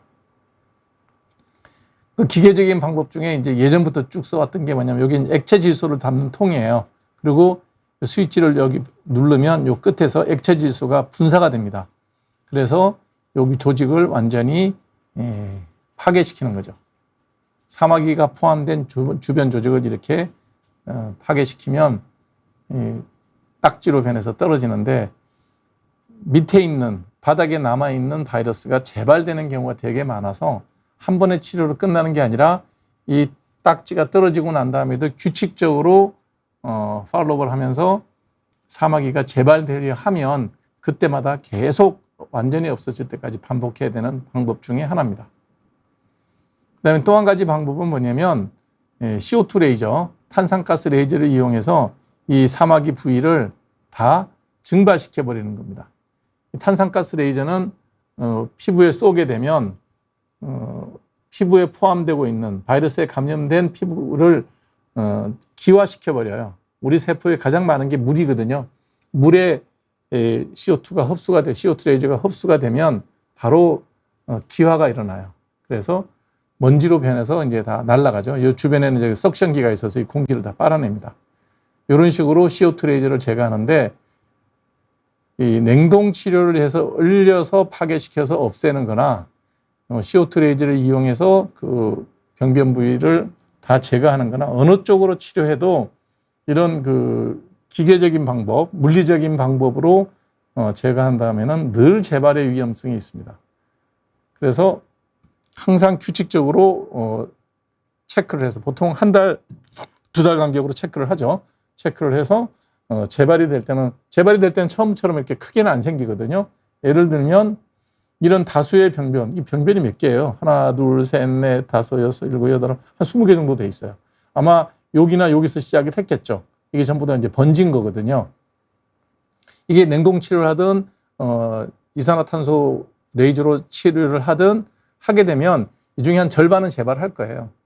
그럼 또 하는 거예요. 또 재발하면 또 하고.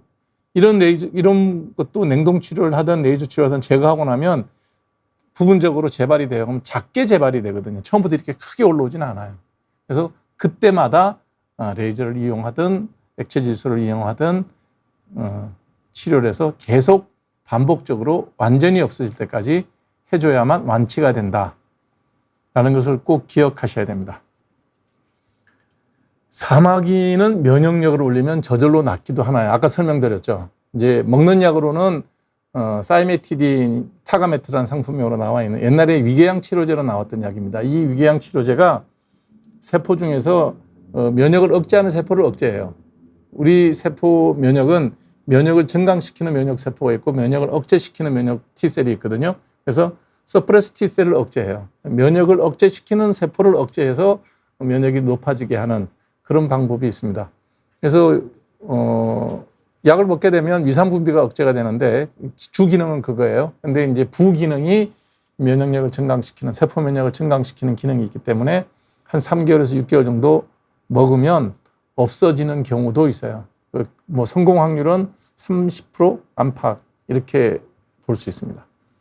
그 다음에 이제 피부에 바르는 DPCP라는 물질이 있어요. 그게 비특이적으로 모든 우리 피부에 있는 세포, 면역 세포들을 다 활성화시켜요.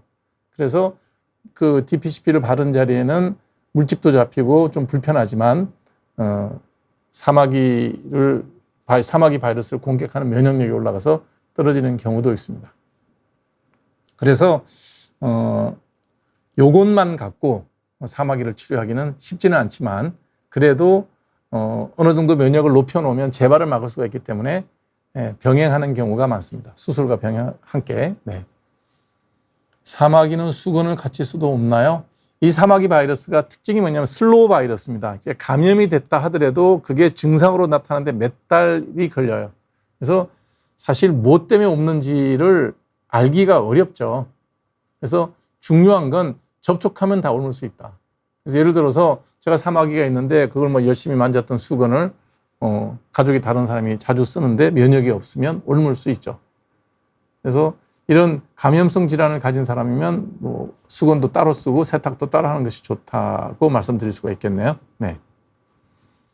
발바닥에 뭐가 생겼을 때 티눈과 사마귀는 어떻게 구분하나요? 이거 원래 임상 사진 가지고 설명드릴게요.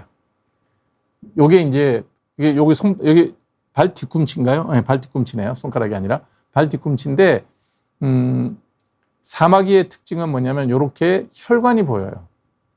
근데 티눈은 뭐가 있냐 그러면 혈관은 전혀 안 보여요. 그래서 더 쉽게 감별하는 거는 그 우리 옛날 면도기 있죠. 그 날면도기. 그 날을 갖고 이렇게 쉐이빙을 해보면 요 부위를 이렇게 살짝 파내면 사마귀 바이러스에 감염된 사마귀는 그냥 혈관들이 자그만하게 점상으로 다 보여요.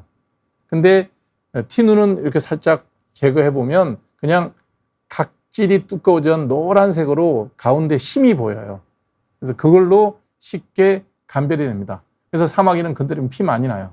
근데 티눈은 어지간히 건드려도 출혈이 전혀 없어요. 그냥 각질만 두꺼워져 있기 때문에 가운데 심만 있고요. 그래서 제거하는 방식은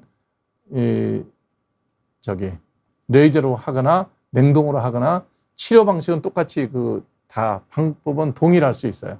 근데 티눈의 경우에는 그 티눈 밑에 뼈가 있을 거 아니에요. 예를 들어 여기에 티눈이 생겼다. 그러면 그 뼈에 뾰족한 골극이 있는 경우가 있어요. 보니 스파인이라고 해서 골극이 자그마한 게 있으면 신발을 신을 때마다 안쪽에서 마찰이 되는 거예요. 안쪽에서. 그래서 티눈이 생긴 경우가 있기 때문에 이렇게 냉동 치료나 레이저 치료를 해서 티눈이 제거된 다음에 자주 재발이 되면 이분은 정밀한 사진 엑스레이 찍어서 골극이 있으면 골극을 긁어내야 돼요. 대부분의 티눈은 그냥 신발이 안 맞거나 너무 쪼이거나 여자분들 같으면 힐을 신으면서 쪼이면 이 발 안쪽에도 티눈이 생길 수가 있어요. 그다음 발 바깥쪽에도 생길 수가 있고, 그다음에 뭐 군인들이라든지 오래 걷는 사람, 등산을 오래 하는 사람, 이런 사람들 보면 신발 안 맞으면 그 자리에 반복적인 마찰로 티눈이 생길 수가 있어요. 그래서 바깥의 요인으로 생긴 경우라면 티눈은 이렇게 수술하거나 하면 재발이 잘 안 돼요. 부드러운 신발, 양말 신으시면. 근데 안에 골극이 있으면 재발이 잘 되니까 수술적인 방법이 필요하죠. 그 다음에 사마귀는 감염증이기 때문에 어떤 치료를 해도 재발이 굉장히 잘 된다. 그래서 티눈보다 재발할 확률은 사마귀가 더 높다 라고 생각하시고, 면역 치료도 동반하고, 그 다음에 치료 끝나고 상처가 다 아무는데 보통 한 2, 3주 걸리거든요. 아물고 난 다음에도 레귤러하게 한 달에 한 번, 두 달에 한 번씩 체크해서 자그만하게 재발할 때 빨리빨리 수술을 하는 것이 꼭 필요하다는 걸 염두에 두셔야 됩니다. 사마귀 치료에서 냉동 치료가 좋으냐, 레이저 치료가 좋으냐? 저는 개인적으로 냉동 치료를 먼저 권해요. 왜 먼저 권하냐 그러면, 이렇게 냉동 치료를 하면 아프기는 해도 이게 제 살이 붙어 있잖아요. 근데 레이저 치료를 하면 살이 다 날아가기 때문에 밴드를 늘 붙여야 돼요. 드레싱을 매일 해줘야 돼요. 이거는 드레싱을 하지 않아도 돼요. 그래서 좀 회복될 때까지 어차피 뭐 여기도 아프고 여기도 아픈 건 똑같거든요. 그래서 냉동 치료를 먼저 좀 해서 결과 보고 떨어지면, 요거 떨어지는데 한 2주 걸려요. 떨어지면 잘 되면 이걸로 끝내고, 거기서 좀 덜 제거된 것 같다 그러면 그 다음에 레이저 치료하고, 이런 식으로 하시면 더 좋지 않을까라고 생각을 합니다. 그래서 어느 방법이 더 좋다 나쁘다가 떠나서 생활하는데 불편이 좀 덜한 게 냉동 치료니까 먼저 좀 해보는 것도 하나의 방법이다. 그런 게 이제 제 생각입니다. 실제로 저는 이제 환자들이 족저 사마귀라든지 사마귀 환자들이 깨오는데, 오면 강남의 이지암 피부과, 가끔 여기 비욘디 방송에서도 나오죠. 이유도 원장님이 이거 제일 많이 하시거든요.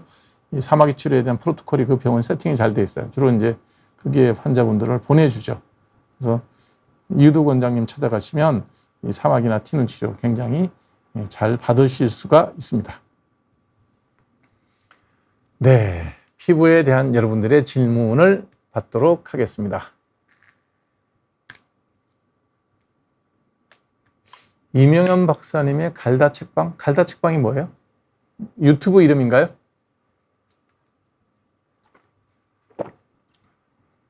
책 소개하는 데인가요?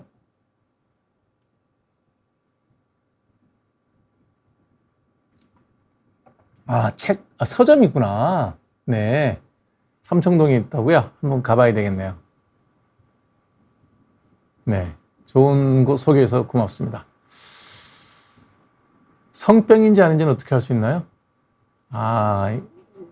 사마귀가 성병인지 아닌지,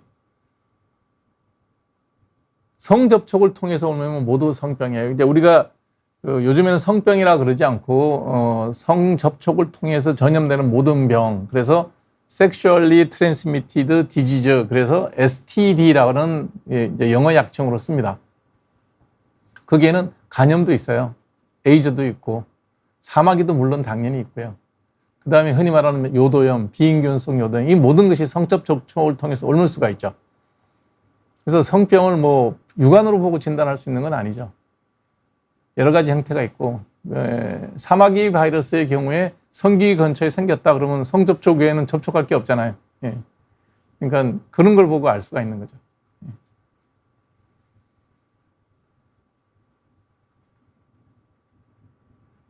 무슨 얘기예요? 여드름을 그대로 두면 점이 되나요? 아니요, 여드름 그대로 두면 심하게 굼지 않으면 자연스럽게 회복이 되면서 색소 침착이 살짝 남죠. 적게 남죠. 구름이나 피를 짜는 게, 약을 먹는 게 좋아요. 손을 대는 게 아니라 약을 먹고 발라서 구름이나 염증을 가라앉히는 게 좋습니다.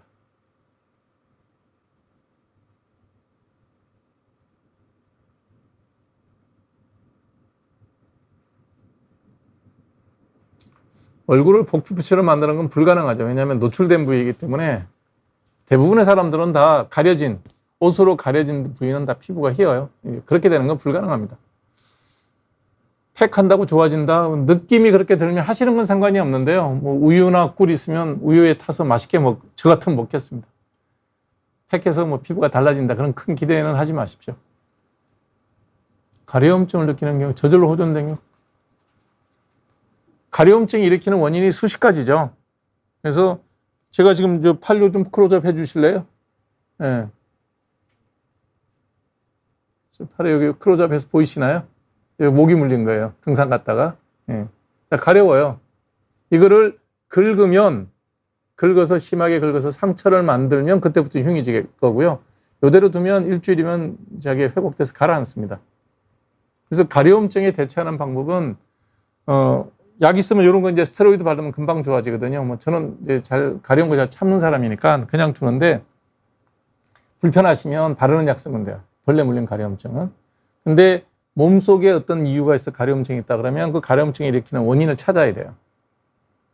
예를 들어서 만성적인 내분비 질환이 있다든지, 만성적으로 결핵이 있다든지, 만성적으로 숨겨진 암이 있다든지, 뭐 이런 그 질환들이 있으면 피부는 멀쩡한데 가려움증이 생겨요. 그렇기 때문에 나이가 드신 분이 피부가 멀쩡한데 가려움증이 반복된다. 그러면 일단 검사를 해야 됩니다. 그래서 원인을 찾아보고 원인이 없는 그런 비특이적인 소양증이 있다. 그러면 이제 항히스타민 이제 먹어야죠. 원인 없이 그냥 에오시노필 숫자가 올라가고 IgE가 올라가 있는 그런 비특이적인 소양증이 있다. 그럼 약 먹어야죠. 견딜만 하면 견디는 것도 괜찮고요. 네. 사마귀는 접촉을 통해서 뭐 배우자든 아니든 누구든 악수하다가도 옮을 수도 있고 목욕탕에서 옮을 수도 있고 전염력이 어느 정도인지는 이 슬로우 바이러스이기 때문에 히스토리 하기가 되게 어렵죠. 예를 들어서 우리가 헤르페스 같은 게 만일 옮는다 그러면 일주일에서 2주 사이거든요. 그러니까 1, 2주 전에 어떤 접촉이 있었는지 확인할 수가 있는데 이 사마귀 바이러스는 몇 달이에요. 그럼 몇 달 동안의 히스토리를 해봐야 되는데 알 수가 없죠. 누구든 옮을 수 있습니다. 각질 제거는 하지 않는 겁니다. 각질은 제거의 대상이 아니라 각질은 보호의 대상입니다. 어떤 형태의 각질이든 정상적인 각질이든 병적인 각질이든 각질은 그대로 두는 것이 내 피부에 가장 좋습니다. 각질 제거를 하는 것은 병을 키우는 거예요. 하시면 안 됩니다.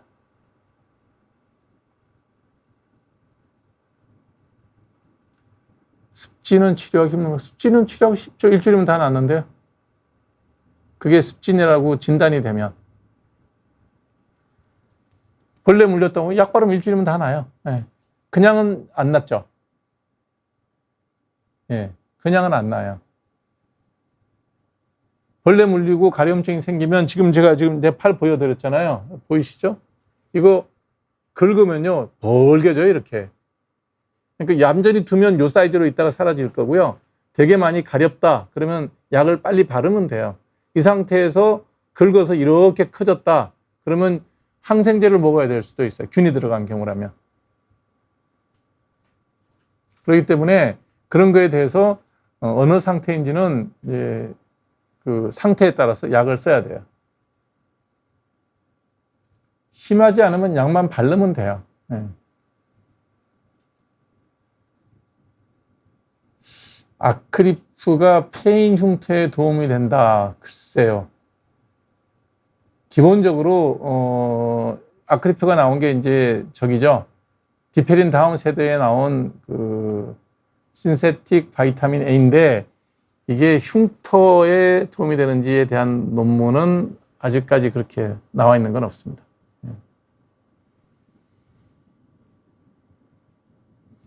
사용 기한이 지난 연고는 버리세요. 대개는 뭐 개봉되면 6개월, 개봉하지 않으면 2년입니다. 네.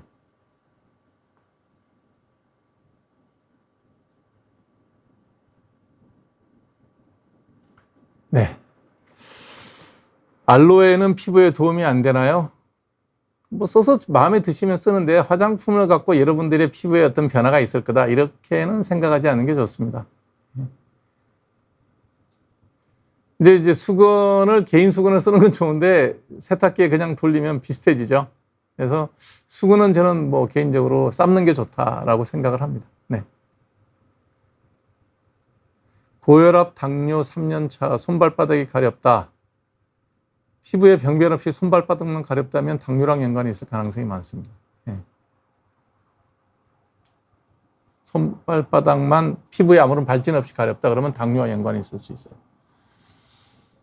그러니까 여러분들이 화장품을 발라서 내 피부가 변할 거다 이렇게 생각하지 마시고요. 예. 그냥 좋은 보습제 발랐다 뭐 이렇게 생각하시면 좋겠죠. 네.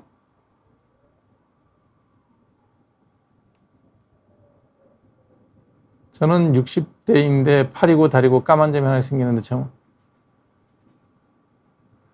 여러분들이 몸에 점이 생기는 거는 예를 들어 60대다 그러면 완전히 이제 거울 앞에서 자기 이제 그 벌거벗은 나신으로 보시게 되면 점의 개수하고 여러분의 나이하고 비례합니다. 60대면 60개, 80대면 80개 뭐 이렇게 보시면 돼요.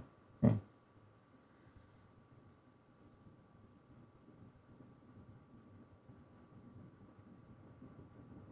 네, 제가 50대 때 했던 내시경이 마지막이죠. 네. 50대 때 했던 경우에 독감 예방 접종은 안 합니다. 네. 그냥 걸리면 아직은 견딜만 하고 잘 안 걸리죠. 감기 정도 앓고 지나가죠. 모르죠. 그게 이제 독감이었는지 감기였는지 모르죠. 어차피 걸리면 일주일은 고생하는 거니까.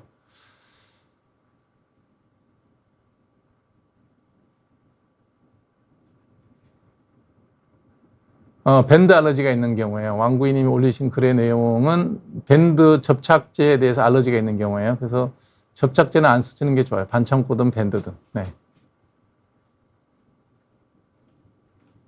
당뇨가 있어도 피부 착색일 수 있나요? 당뇨 때문에 피부에 여러 가지 변화들이 생깁니다. 제일 먼저 생기는 게 피부가 마르죠. 드라이해지죠. 그 다음에 가려울 수 있고요. 그러면 이제 착색이 올 수도 있죠. 네. 수술을 한 거는 없어지지만 접착제 알러지가 생긴 자리는 더 오래 갈 수가 있죠. 피 먹는 건 그냥 두시면 돼요. 먹는 거는 뭐 일부러 손대지만 않는다면 멍은 시간이 지나면 다 없어지니까요. 그냥 두시면 돼요.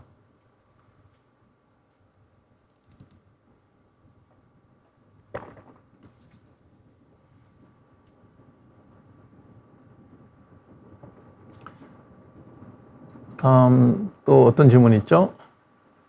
점을 뺐는데 같은 자리에 계속 생긴다. 재발한 거예요.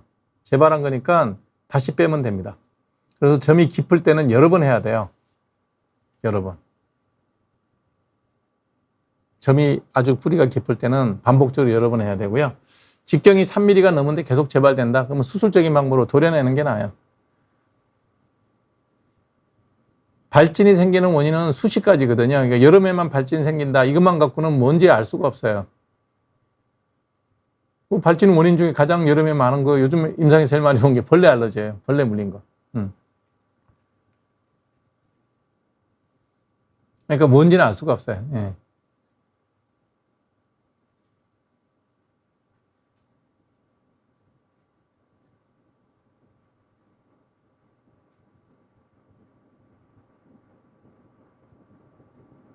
피부 늙는 거야. 세월이 늙는데 머리도 빠지고 머리도 늙어지고 그다음에 가늘어지고 얼굴에 잡티 생기고 주름 생기고 검버섯 생기고 다 똑같죠. 피부 노화만 늙나요? 온몸이 다 늙죠.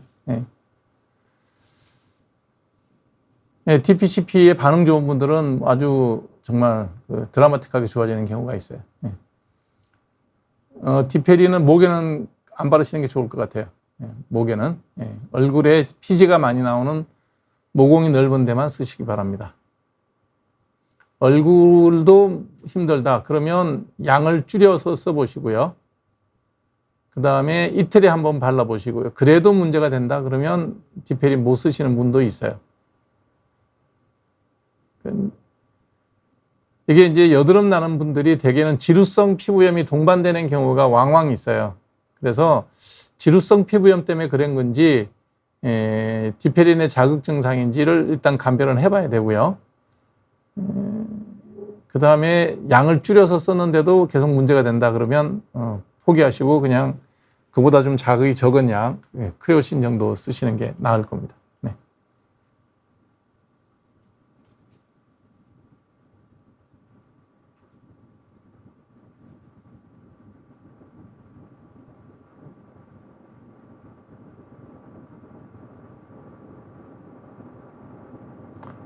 대상 포진이 일단 포진이 진단은 아마 피부과가 빨라요. 그래서 피부과에서 항바이러스를 먹고요. 그 다음에 이제 그게 일주일 정도 약 먹으면 다 일단 피부에 생기는 문제는 다 해결돼요. 그러고 난 다음에 통증이 심하면 포진 후 통통은 마취 통증의학과 같은 데 가시면 도움을 쉽게 받죠. 습진의 원인은 뭐 수십 가지입니다. 그러니까 습진의 원인을 한 가지로 설명할 수는 없어요. 그래서 그거는 임상 양상을 보고 그 다음에 정해야 되겠죠.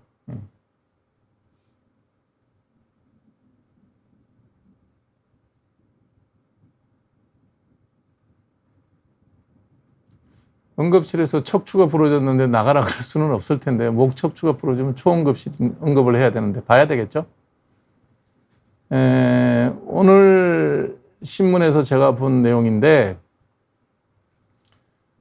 필수 진료를 하고 있는 그 파트의 전문의들은 4년 차가 되면 거의 대부분이 의료소송에 연결돼 있다 그러더라고요.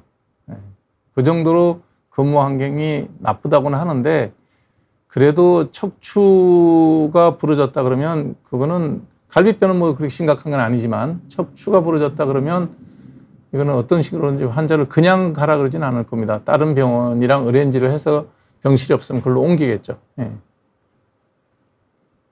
코로나하고 피부 모기 물린 거하고는 상관이 없고요. 코로나 때문에 피부 물린 것처럼 올라오지는 않아요. 피부가 올라오는 병변이 코로나 때문에 피부 병변이 어떻게 특별히 생기는 그런 스페시픽한 병변은 없어요. 그래서 그냥 벌레 물린 거라고 보시면 돼요. 저는 아보다트를 먹습니다. 뭐 아보다트든 프로페시아든 드시는 게 좋죠.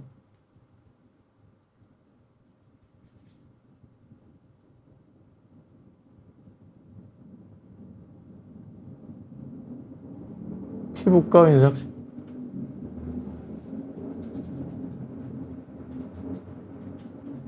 여러분이 여드름이 나면 레이저가 첫 번째 처방이 아니에요. 여러분이 여드름이 심하게 나면 약을 먹고 약을 바르면 됩니다. 그다음에 스티바는 생산이 중단됐고요. 바른다 그러면 바르기 전에 약을 먹는 걸 생각해 보시는 게 좋을 거예요. 크레오신을 기본으로 쓰고 먹는 약이 끊어질 때쯤 돼서 스티바나 디페린 하나 처방하시면 되겠죠. 그는 의사가 보고 필요한 약만큼 약을 처방할 겁니다.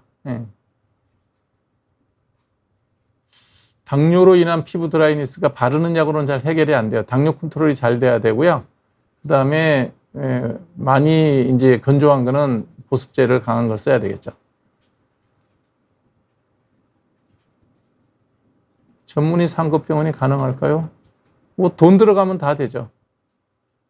4차 병원은 안 되겠다고 하는데 그러면 이제 5대 메이저 병원이라고 그러죠. 거기를 4차 병원을 한다 그러는데 거기에 들어가는 비용, 그러니까 의료보험공단에서 부담을 해야 되겠죠. 왜냐하면 지금 병실 규모를 다 유지하려고 그러면 그 비용이 솔찬을 끓여 각 병원당 한 2, 3조씩은 매년 지원을 해야 될 2, 3천억인가? 2, 3조인가? 액수가 굉장히 커요. 그러니까 지금 정부에서 대책 없이 이것저것 그냥 급하다고 마구 정책을 발표하는데 그거는 실현되기가 어려울 겁니다. 우리나라 수돗물 때문에 피부에 병 생기는 경우는 보기 힘듭니다. 여드름에 의한 색소 침착이나 홍반은 시간 지나면 다 없어집니다. 피부 광나게 하는 방법이 있나요? 피부는 그냥 특별한 질병이 없으면 그대로 지내시면 되죠. 네. 손바닥에 있는, 발바닥, 손바닥에 있는 점은 그냥 빨리 제거하십시오. 네. 무조건. 네.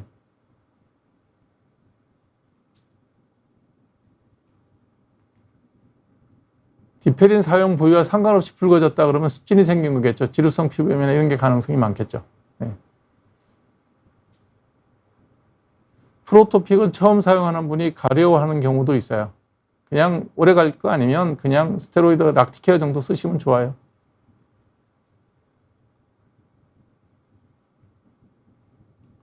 탈모약은 뭐 드시면 술 먹어도 상관없어요. 저도 먹어요. 네.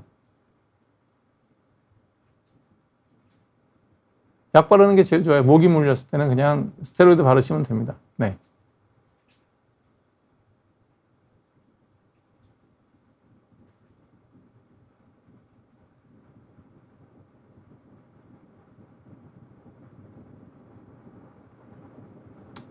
국가의 여러 정책이라는 거는 국가의 권력을, 공권력에서 결정하면 뭐 어찌됐든 거기에 따라갈 수밖에 없는 게 시민이나 의사나 똑같죠. 그래서 지금의 어려운 문제는 국가의 공권력을 갖고 있는 사람들이 그 권한을 행사를 하는데 그 결과가 어떻게 될지는 뭐 알 수가 없는 거죠.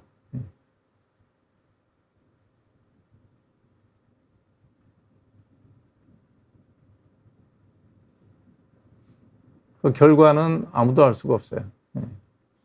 정부의 뜻대로 모든 게 잘 돌아갈지 그러지 않을지는 그건 해봐야 알겠죠. 문명의 붕괴의 책이 예시를 들어놓은 것들이 되게 재미있을 거예요. 아마 저도 이제 기억이 가물가물한데 제레드 다이몬드 교수가 쓴 4권의 책이 있습니다. 이게 첫 번째가 총균세고요. 두 번째가 문명의 붕괴, 그 다음에 어제와 다른 오늘인가 뭐 책이 하나 있고, 그 다음에 4권의 책이 있는데 제목이 다 기억이 안 나네요. 문명의 붕괴를 읽어보시면 그린란드의 역사, 그린란드의 농경의 역사와 문명이 붕괴되는 과정, 그 다음에 이스트 섬에 대한 그 문명의 붕괴 과정, 이런 것들에 대한 인류 역사학적 관점에서 집필을 했습니다. 그래서 그것도 한번 읽어보시면 재밌습니다. 그러나 뭐 총균세보다는 재미는 좀 덜하다는 생각을 했어요.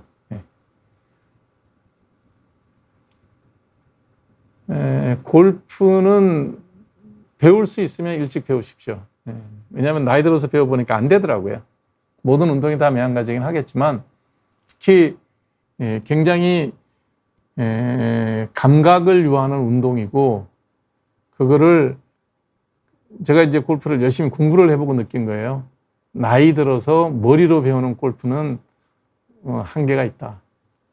그 많은 골프 유튜버도 있고 책도 있고 하는데 그런 것들을 젊어서 어린 나이에 배울 수 있으면 몸에 이제 그 골프 감각이 장착이 되겠죠. 장착이 되면 나이가 들어서도 그게 잘 성숙이 되는데, 뭐 50 넘어 골프 배우니까 이게 이제 이론만 머릿속에 잔뜩 들어가 있어서 실제로 그걸 구현하는 게, 필드에서 구현할 때 그 실현 가능성이 굉장히 떨어진다. 그래서 가능하면 배울 수 있으면, 필드에 나가는 건 나중 얘기고, 젊을 때 일주일에 한 2번 정도 레슨을 받고 자기 스윙을 만들어 놓으면 좋겠다라는 생각이 듭니다.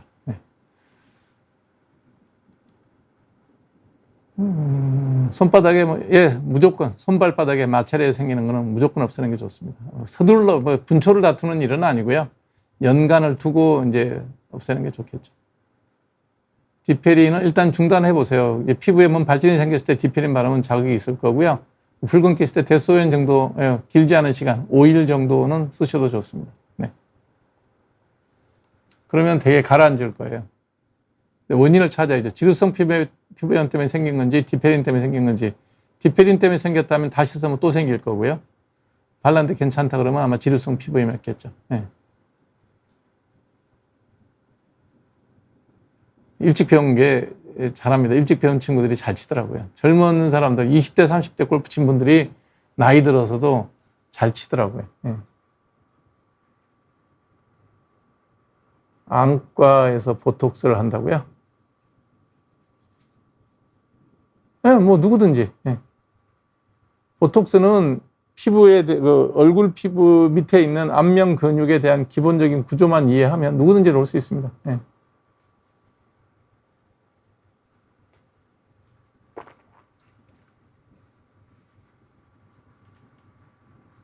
드라이브 잘 치는 거는 연습장에서 치면 누구랑 치는 상황이 똑같잖아요. 연습장 상황이랑 필드 상황이랑 동일한 거는 드라이브밖에 없어요. 그러니까 그거는 어느 정도 연습하면 되는데 그 다음부터는 안 됩니다. 아무리 연습해도 감각이 좋은 사람, 어릴 때 배운 사람이 감각이 좋더라고요.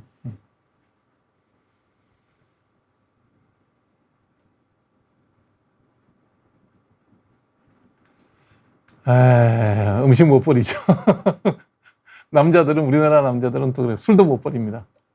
아까워서 이제 술값 낸 게, 예를 들면 맥주를 땄어요. 따면 서너 잔 나오는데 밑에 남아있으면 야, 마저 부어. 이게 이제 한국 사람들의 음주 문화입니다. 왜냐하면 술값이 아까운 거예요.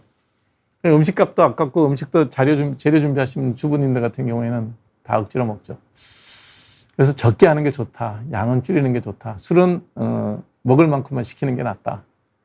버리질 못하니 먹으면 몸에 해롭죠. 이제는 살도 찌고. 목이 있는 곳에 점을 뭐 빼면 되는데 흉은 좀 남습니다. 목은. 네. 흉 남아요. 네. 점은 언제든지 빼도 됩니다. 테이프 붙이고 있으면 되고 세수해도 됩니다. 인공피부 붙이고 있으면. 상처, 이거 중요한 얘기예요. 잠깐 이거 좀 올려주실래요? 네. 상처가 찰과상이죠. 이 찰과상이 일단 우리가 의학적으로 분류할 때는 이제 레이저를 수술을 했다 아니면 수술 자국이다. 그러면 그거는 클린 운드라 그래요. 운드 상처인데 깨끗하죠. 왜냐하면 레이저를 하면 그 주변의 세포도 이제 파괴를 해서 점을 빼지만 그 안에 있는 세균도 다 죽어요. 그럴 때는 스비움 밴드나 디오돈 같은 인조 피부를 붙여주는 게 깨끗하고 좋아요. 상처도 잘 회복이 되고. 그러나 이 이제 찰과상 같은 경우에는 그게 어디에 뭐 긁혔든 다 이걸 더티 운드, 세균에 감염된 상처라고 보는 거예요. 그렇게 보는 게 맞죠.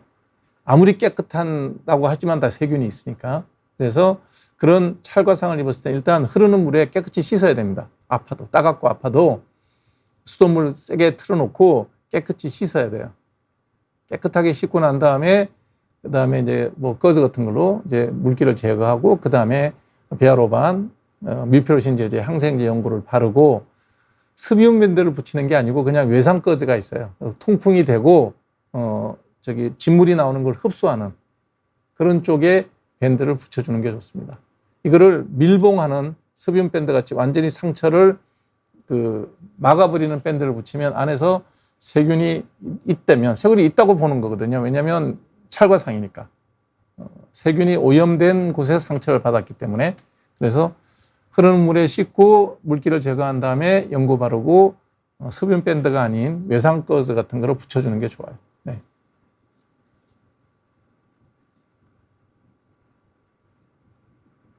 보톡스하고 치매는 아무 연관관계 없습니다. 뭐 자주 맞으라고 하는 얘기가 아니라 맞고 싶으면 맞는데 문제는 뭐냐면 보톡스를 맞으면 그게 단백질이기 때문에 항체가 생기는 경우가 있어요. 항체가 생기면 효과가 없죠.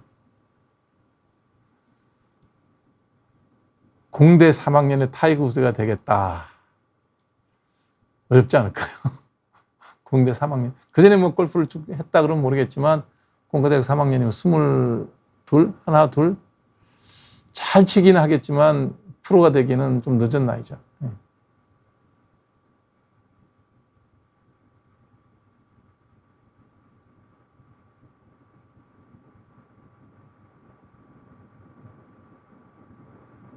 저는 뭐 잡티 조금 생겼으면 멜라논 크림 바르라고 그래요. 뭐 굳이 레이저 할 건 없습니다.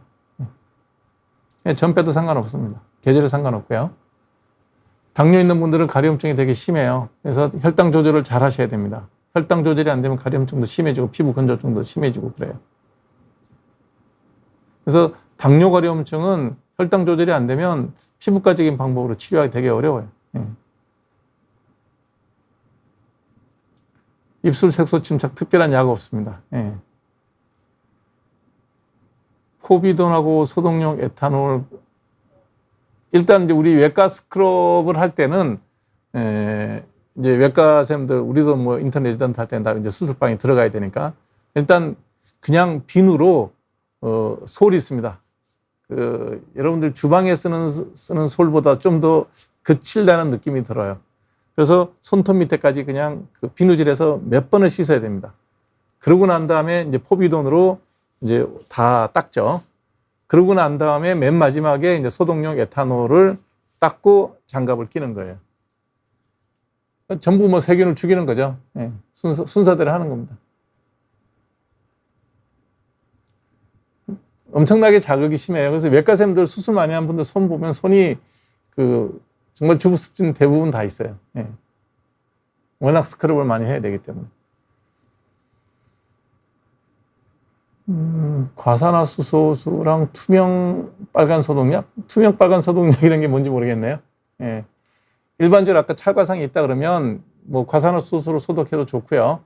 소독하고 난 다음에 요즘에는 항생제 연고 뮤피로신 제제가 워낙 좋기 때문에 그걸로 이제 외상 끝에 붙여주면 좋습니다.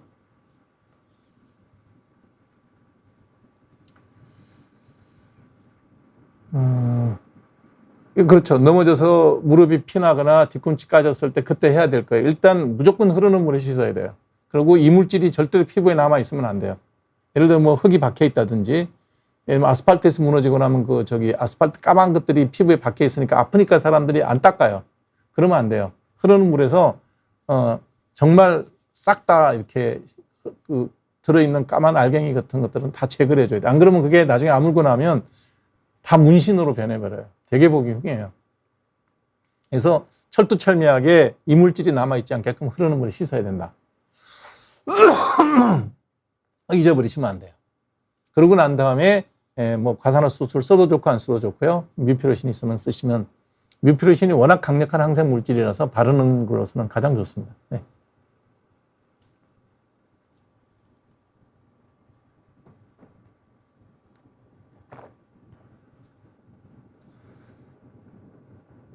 네, 뭐 시간 나면 공부하는 거는 하죠. 네.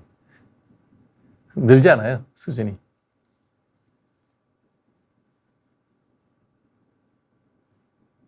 나이 들어서 하면 늘지 않아요.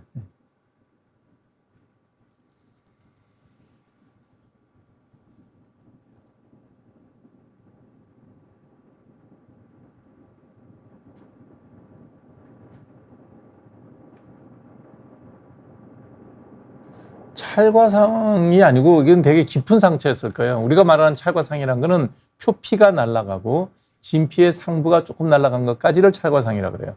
지금 엑스레이 찍고 했다 그러면 근육이나 뼈까지 상처가 있었다는 게 되게 깊은 거죠. 예. 윤활낭염이라는 거는 이제 이런 우리 관절 부위에 윤활낭이 다 있거든요. 거기까지 세균이 들어갔다는 얘기예요. 단순 찰과상이 아니라 깊은 상처예요.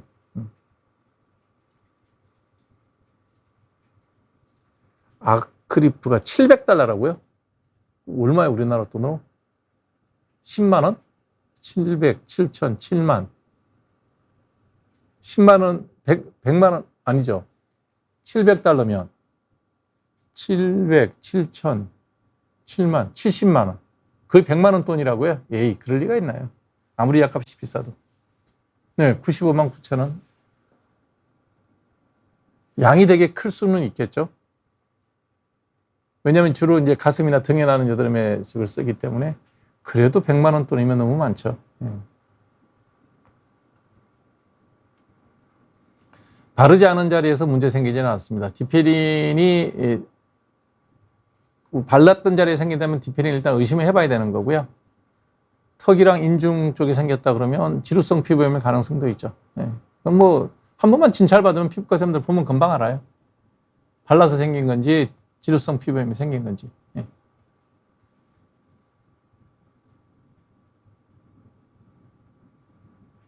아니, 돈을 모을 때는 제일 중요한 건 얻어먹는데 얻어먹는 게 돈 먹이는 좋죠. 빨리 모아서 독립하는 게 좋습니다.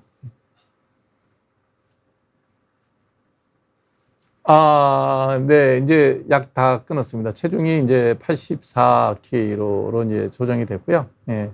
먹는 약 안 먹은 지가 거의 한 3주쯤 됐어요. 혈압은 이제 정상이 됐고요. 콜레스테롤 수치는 검사를 안 했습니다. 뭐 할 필요 없을 것 같아요. 예. 혈압이 이제 매일매일 제가 체크를 하는데 정상으로 돌아왔어요. 예. 그래서 제가 느끼는 거예요. 이게 사람이 이제 뭔가에 몰두하다 보면 건강관리를 잊어버리는 거예요. 지난 3년 동안 제가 개인 유튜브 하면서 아마 영상을 수백 개를 올렸을 텐데, 그 모든 시간이 이제 자료 준비하는 게 다 모든 시간인데, 그게 뭐 자료를 운동하면서 준비하지는 않죠. 좀 전에 이제 지웅배 박사님 모시고, 여러분들 그 우주먼지 현자타임스에 가서 영상을 보시면 일주일에 하나씩 올리는데, 정말 영상이 주옥 같아요. 우리나라 과학 콘텐츠가 여러 개가 있는데, 정말 과학이에요. 그래서 여러분들이 천문학에 대해서 전혀 모른다 하더라도 가서 보시면 영상을 참 잘 만들었다. 그리고 길지 않아요. 뭐 저는 뭐 방송 한번 하면 1시간씩 하고 그랬는데 1시간, 2시간씩 했는데 이분은 영상이 잘 정돈돼 있어서 10분, 15분 정도 하거든요. 딱 들으면 내용이 뭔지를 어렴풋이 알 수 있어요. 한 2번 들으면 이해할 만큼 쉽게 설명이 잘 되어 있습니다. 그래서 굉장히 잘 된 컨텐츠인데 그래서 이 컨텐츠를 만들려고 그러면 제가 이제 다른 주변 유튜브 하는 친구들, 후배들한테 이 정도 콘텐츠 만들려고 그러면 몇 명이 준비해야 되니? 그랬더니 전문가 선생님들이 한 서너 분이 있어야 되고, 그 다음에 제작자라든지 편집하는 사람이 한 서너 사람, 작가가 있을 거면 미니멈 한 8명 정도가 있어야 된다는 거예요. 제가 물어보니까 혼자 한다 그러시더라고요. 그래서 정말 콘텐츠나 자료 같은 것들을 많이 갖고 있구나라는 생각을 했죠. 예.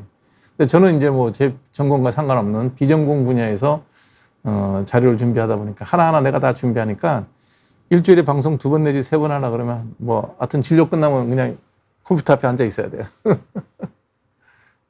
그 결과가 이제 비만과 고혈압과 고지혈증이 생기더라고요. 당뇨는 안 생겼었어요. 그래서 지금 한 석 달째 지금 뭐 다이어트 앤 엑서사이즈를 하고 뱃살은 거의 다 뺐고 체중도 지금 거의 정상 가까이 돌려다 놨어요. 혈압은 정상이 됐고 여러분도 뭐 제가 이제 검진은 안 받는다 했지만 증상이 있어서는 할 수 없이 가봤던 거고요. 건강관리 특히 체중 그다음에 다이어트 앤 엑서사이즈를 염두에 두시는 게 좋을 것 같습니다. 늘 배가 고픕니다. 늘. 그래서 밤에는 빨리 자야 됩니다. 물 한 병 옆에 갖다 놓고 그냥 빨리 자야 됩니다. 빨리 안 자면 너무너무 먹고 싶어요. 그래서 찌고 난 다음에 빼지 말고 찌기 전에 예방하자. 네. 그러시면 안 됩니다. 예, 입이 심심할 때 어떻게 식욕 조절하냐. 물 먹습니다. 물. 생수. 그냥 물배를 채우자. 네. 야식이 당기고 맥주 한 잔 너무 먹고 싶어지죠. 예. 체중 관리가 되면 하십시오. 체중 관리가 될 때. 예전 같으면 저는 뭐 그런 거 전혀 신경 안 쓰고 다 먹었죠. 왜냐면 체중을 늘 유지했으니까. 체중이 늘어나니까 뛰지도 못하겠더라고요. 몸이 무거워서 관절이 아파서 무릎이 아프더라고요. 몇 발자국 뛰어봤더니 뛰지는 못하겠어요. 지금은 그냥 여전히 걷고 있습니다. 하루에 한 2만 보, 휴일날 놀 때는 한 3만 보 정도 걷거든요. 그것도 뭐 평지로만, 야트막한 산 이런 데만 다니고 열심히 하여튼 살은 거의 다 뺐습니다. 무조건 참으십시오. 방법 없습니다. 모공각화증에는 답이 없습니다. 보습제 외에는 다른 거 없습니다. 반질연고 사서 바르시면 조금 나아요. 코로나에 대한 얘기는 제가 뭐 코로나 유행할 때 뭐 방송을 엄청나게 많이 해놓은 게 있습니다. 지금도 뭐 여러분 비욘드에서도 올렸고요. 제 개인 유튜브에도 올리고 했는데 코로나에 대해서 검색해 보시면 되고 백신 검색해 보시면 전 세계 유일하게 백신에 살아있는 백신에 대한 그 객관적인 설명이 남아있는 데가 비욘드밖에 없어요. 그리고 1, 2, 3부 제가 올린 거 있거든요. 한번 보시면 되고요. 코로나가 유행할 때 괜찮을 거냐? 그때도 제가 얘기했지만 그 원리는 기본적으로 변하지 않습니다. 코로나 백신, 모든 바이러스가 기본적으로 자기가 공격하는 호스트를 죽이려고 공격하는 게 아니고요. 호스트를 들어가는 거는 자기의 생존을 넓히기 위해서, 개체를 번식시키기 위해서 들어가는 거예요. 처음에 이제 호스트가, 우리 인간이 호스트였죠. 인간이 그거를 못 견뎌서 이제 면역이 떨어진 사람들은 사망도 하고 후유증을 많이 남겼는데 지금 오미크론 이후에 지금 뭐 계속 생기는 변이들은 그런 공격성, 그러니까 사람을 생명을 위태롭게 하는 그런 공격성은 많이 줄어들고요. 순화됐다 그러죠. 순치됐다 그러면 됩니다. 순치된 상태에서 전염력이 되게 높죠. 그러니까 유행은 더 많이 할 거예요. 빠른 속도 안에. 예. 그래서 코로나가 걸리면 그래도 나이 드신 분들이나 노약자들이 걸리게 되면 지병 있는 분들이 걸리면 또 안 좋을 수 있으니까요. 마스크 쓰고 예방하는 게 전부 다죠. 근데 결국은 이 바이러스와 나와의 싸움은 면역의 싸움이기 때문에 자신의 건강을 잘 유지하는 게 중요하다. 이렇게 보시면 됩니다. V빔 GVE 레이저는 한 번에 33만 원. 면적이 어느 정도인지 모르겠는데요. 33만 원의 V빔 1회 치료라 그러면 면적이 예를 들어서 뭐 손바닥 반 정도의 면적이 그 정도다 그러면 비싼 치료비는 아니에요. 일단 V빔 레이저 자체가 장비가 값이 싸졌다 해도 저게 1억 5천에서 2억 정도 할 거예요. 그 다음에 이 V빔은 색소 레이저이기 때문에 그 안에 다이가 있는데 다이가 수명이 늘었다 해도 만샷 이내입니다. 그 다음에 사용하지 않고 그냥 둬도 또 몇 달 지나면 다 소모가 돼버려요. 그래서 레이저 중에서 가장 고가의 레이저 중에 하나이고 그 다음에 유지 보수비가 굉장히 많이 드는 그런 색소 레이저이기 때문에 한 번 치료에 33만 원 정도면 그리 비싼 치료비는 아니다고 생각하시는 게 좋을 겁니다.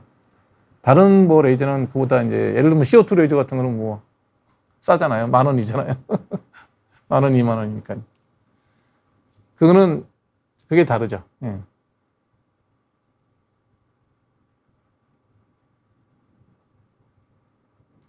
그다음에 정부가 우주 물리학 R&D에서 석감 정신 나간 거죠, 뭐.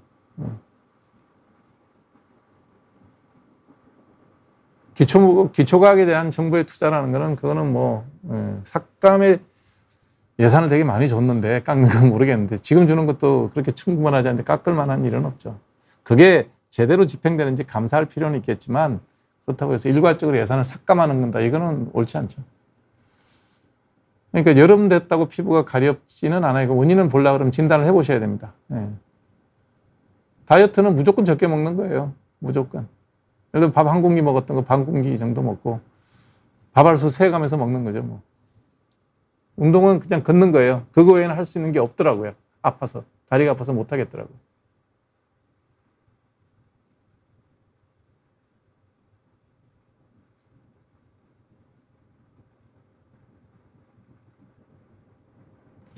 (60세) 이상의 외과 선생님들이 직접 수술하는 경우가 많지 않을 거예요.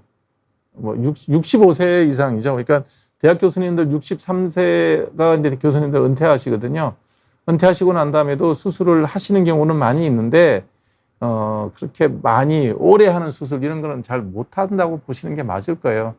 나이가 들어서 피부 노화, 신체 노화라는 게 있거든요. 그래서 대학 교수님들의 경우에 이제 그 좀 더 이렇게 한 65세까지 일하시는 분들이 있긴 한데 그 레지던트 선생님들의 조력이 필요합니다. 그러니까 흔히 말하는 피부를 절개하고 수술 부위를 만드는 그 과정도 시간이 많이 걸린다고요.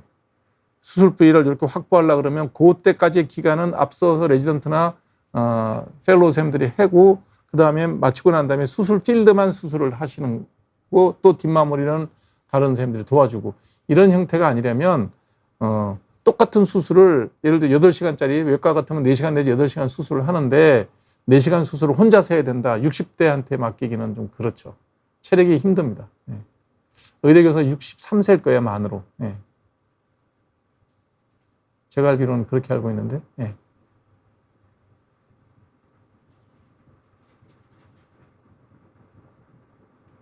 일반 식사인데 그냥 똑같습니다. 예. 적게 먹는 겁니다. 예.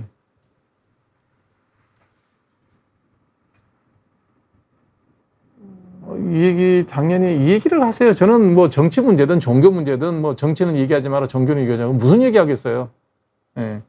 그럼 맨날 드라마 얘기나 하고 연예인들 뒷얘기나 해야 되는데 저는 정치 얘기, 경제 얘기, 종교 얘기는 뭐 오늘 우리 지웅비 박사님 모시고 했던 천문학 별의 얘기든 그런 얘기는 늘 하는 거죠. 고대 그리스나 로마에서는 성인이 정치와 군사에 대해서 얘기하자면 성인이 아니잖아요. 시민이 아니잖아요. 당연히 다르죠. 젊은 자식이 나랑 생각이 똑같으면 그 사람은 애널근이잖아요. 다만 이제 뭐 공정하게 시간을 안배해서 너 5분 얘기하고 내 5분 얘기하고 그렇게 얘기하면 서로가 조금씩 변하겠죠. 저는 젊은 사람이 나이 든 사람하고 생각이 똑같다 그러면 이제 그거는 발전이 없죠.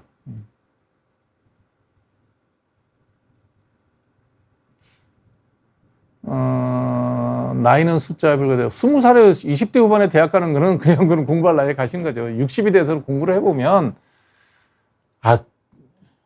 같은 줄 2번 읽어요. 같은 페이지. 그러니까 예를 들어 책을 쭉 읽고 내려오면 같은 줄 2번 읽는다니까요. 일단 눈이 힘들어요. 눈이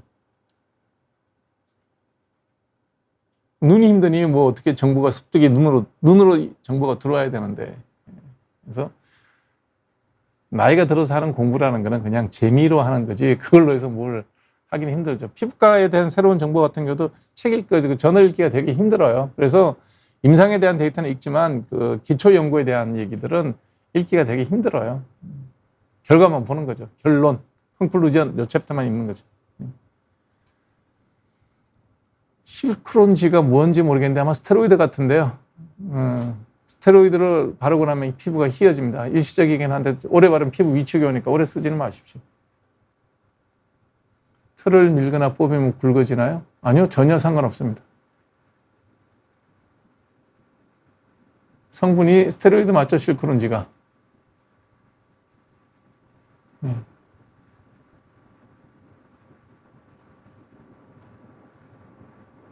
잘 안 보입니다. 좀 더 크게 좀 원래 성분명 좀 보여주세요. 네, 베타메타존입니다. 이게 좀 센 스테로이드입니다. 그러니까 중상위 그레이드의 스테로이드입니다. 얼굴에는 안 쓰는 게 좋고요. 그다음에 팔다리에 바르더라도 너무 두껍게 많이 바르지는 않는 게 좋을 것 같습니다. 희게 되는 거는 더 오래 바르면 피부 위축이 와요. 오래 쓰지는 마세요. 네. 털을 뽑거나 면도한다고 해서 뭐 굵어지는 건 전혀 없습니다. 네.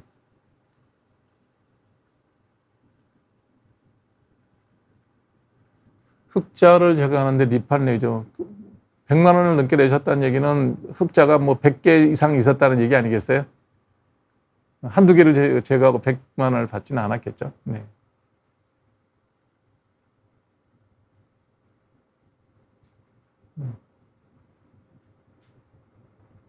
제가 여러분들에게 이제 아까 그 우리 지용배 박사님을 소개했던 이유는 뭐냐면 일단 내용이 흥미 위주의 천문학이 아니라 정말 과학 공부를 할 수 있는 내용이에요. 보시면 아시겠지만 굉장히 고등학생이 예를 들어서 지학이나 이런 게 이제 선택 과목으로 선택한 친구라면 화장실에서 매일매일 들어두면 시험 공부 그냥 될 만한 수준이에요. 굉장히 전문적이고 되게 재미있고 그다음에 자료 화면이 너무 좋고 멘트도 여러분 목소리 들어보셔서 아시겠지만 딱딱 떨어지는 멘트입니다. 네. 그래서 공부하기 참 좋은 사이트다. 그리고 굉장히 보면 고급집니다. 그래서 공부를 하면서 느끼는 게 뭐냐면 이제 저도 이제 산 날이 훨씬 많죠. 살 날이 이제 적게 남은 나이가 되니까 그러면 이제 과거를 되돌아보는 시간이 많은데 그때마다 이제 과연 우리 삶이라는 게 뭔가 뭐 종교적으로도 뭐 저는 카톨릭 신자이기 때문에 종교적인 문제도 있지만 그것이 이제 우리의 궁금증을 다 해결해 주지 못한다는 걸 알죠. 그러니까 천문학이라든지 물리학이라든지 이런 것들이 이제 그런 거에 대한 궁금증 이런 것들을 이제 배울 수가 있죠.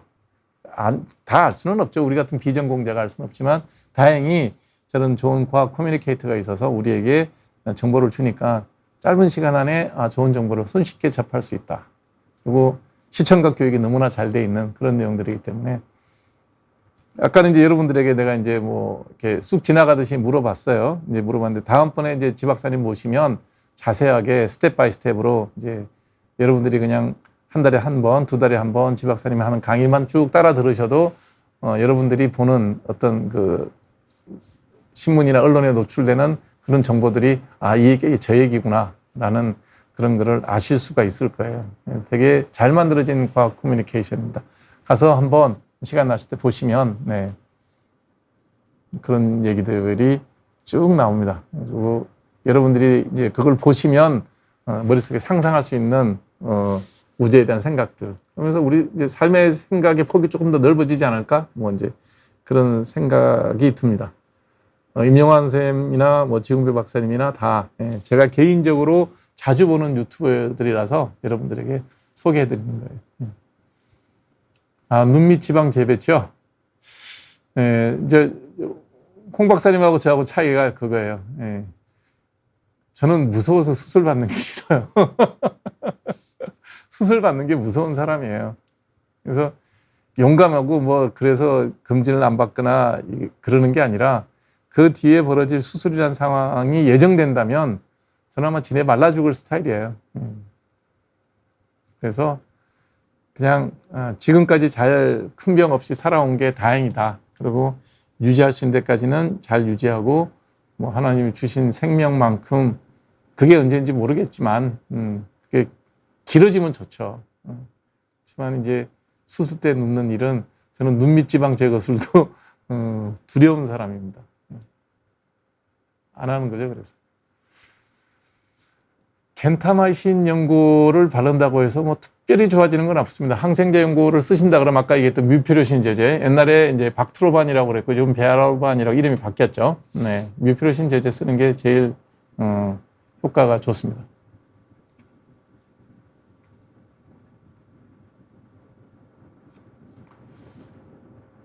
아포지 하시는 게 제일 나을 거예요. 네. 부위에 따라 다른데 겨드랑이 같은 경우는 아포지는 하게 되면 한 2달에 한 번 한다면 3~4번 5회를 넘기지 않을 겁니다. 붉은 털은 금방 없어져요. 다리 털도 한 10번 이내. 팔은 15번에서 20번 늘어날 거고요. 얼굴에는 뭐 20번 이상 해야 될 수도 있습니다. 네.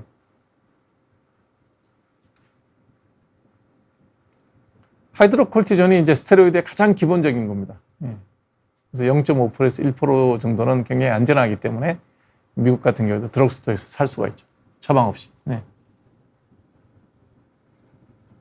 아니요, 지금 이제 내과쌤은 그 고혈압 약을 처방을 하고 한 번 더 보자 그랬는데 일단 제가 그냥 그 약을 끊고 지금 한 달째, 거의 한 달 좀 다 돼가지고 3주 좀 넘은 것 같은데 혈압이 정상치 이하로 잘 유지가 돼서 그냥 이대로 끊어볼까 하는 생각을 하고 있습니다.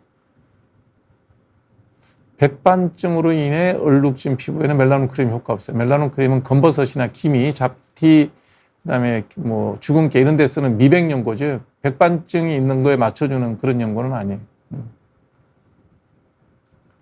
턱살이 늘어났다고요? 성형외과 가셔야죠. 턱살 늘어난 건 피부까지 해결이 안 됩니다. 성형외과 가셔야 돼요.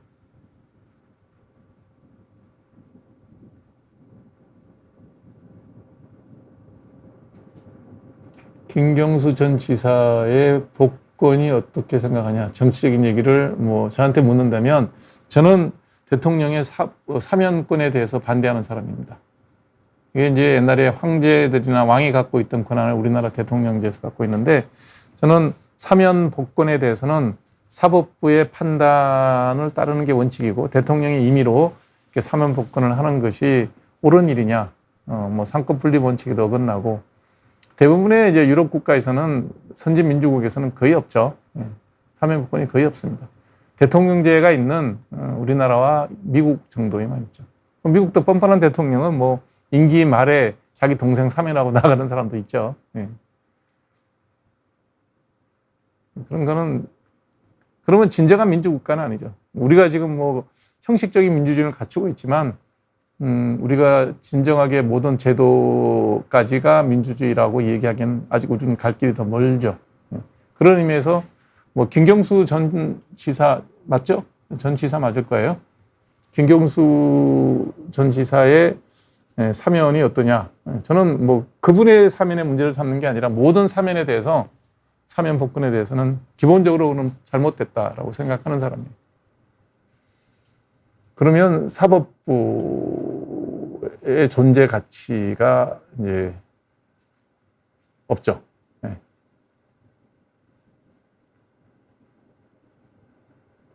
30대가 되어 갑니다. 슬픕니다. 너무 좋은 나이인데 왜 그러세요? 정말 좋은 날이에요. 예.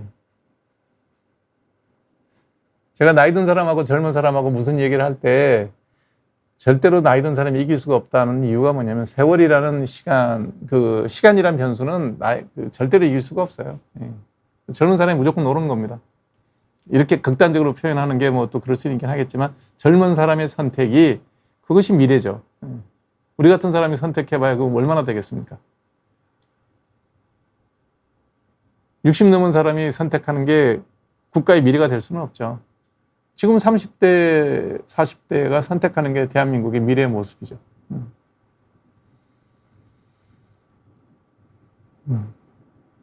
예, 정말 뭐 지웅배 박사님의 우주먼지 현자타임스는 보시면 눈호강, 귀호강, 머리호강입니다.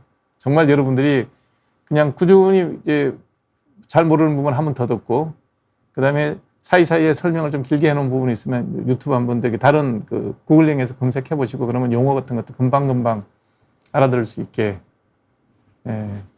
설명을 해 주십니다. 보셔서 아시겠지만 굉장히 그 딱딱한 과학자의 모습이 아니라 그 용어 선정 같은 것도 보시면 그 문학적 표현이 되게 많아요.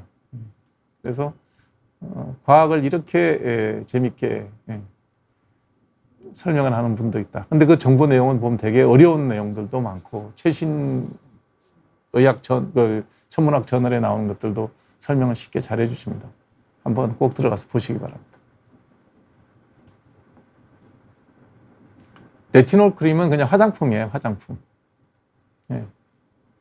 비타민 A 크림은 이제 생산 중단됐고요. 예. 레티놀을 바르면 그래도 뭐 어느 정도의 약간 도움은 되긴 하겠죠. 네. 얼굴에 실크론질을 오래 바르지는 마십시오. 예. 얼굴에 쓰기엔 조금 강한 약입니다.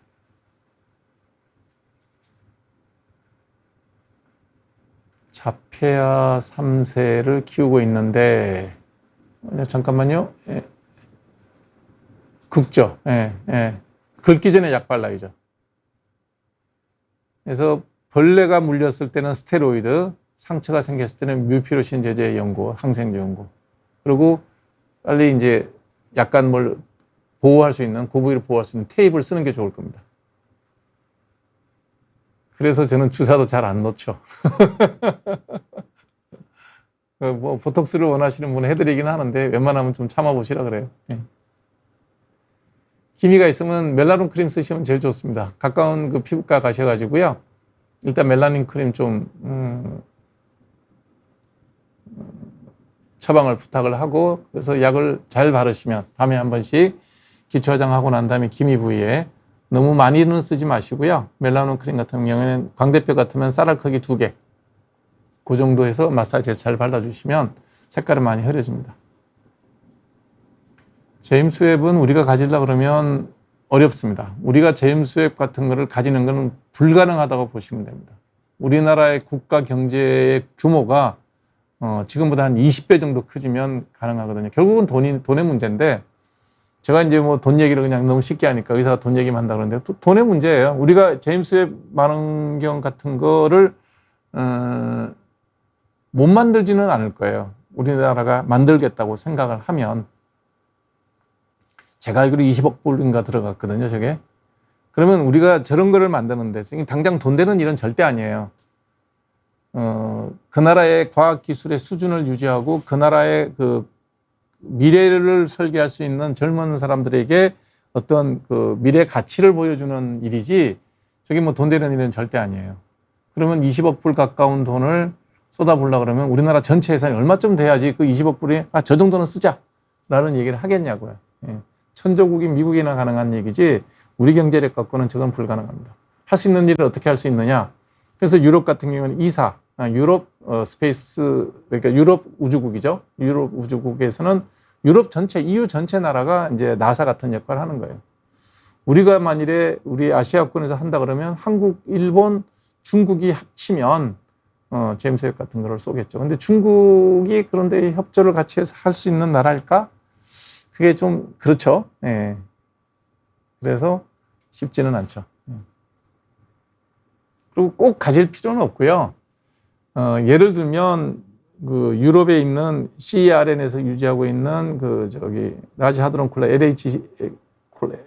라지 하드론 콜라이드, LHC 같은 그런 입자가속기 같은데 만들 때 아니면 증축 공사할 때 공사 비용을 우리가 부담을 하면 거기에 우리가 몇 시간을 쓸 수가 있어요. 그렇게 하는 게 맞죠. 그래야지 우리 국력에 맞는, 우리 경제력에 맞는 우리의 과학을 할 수가 있죠.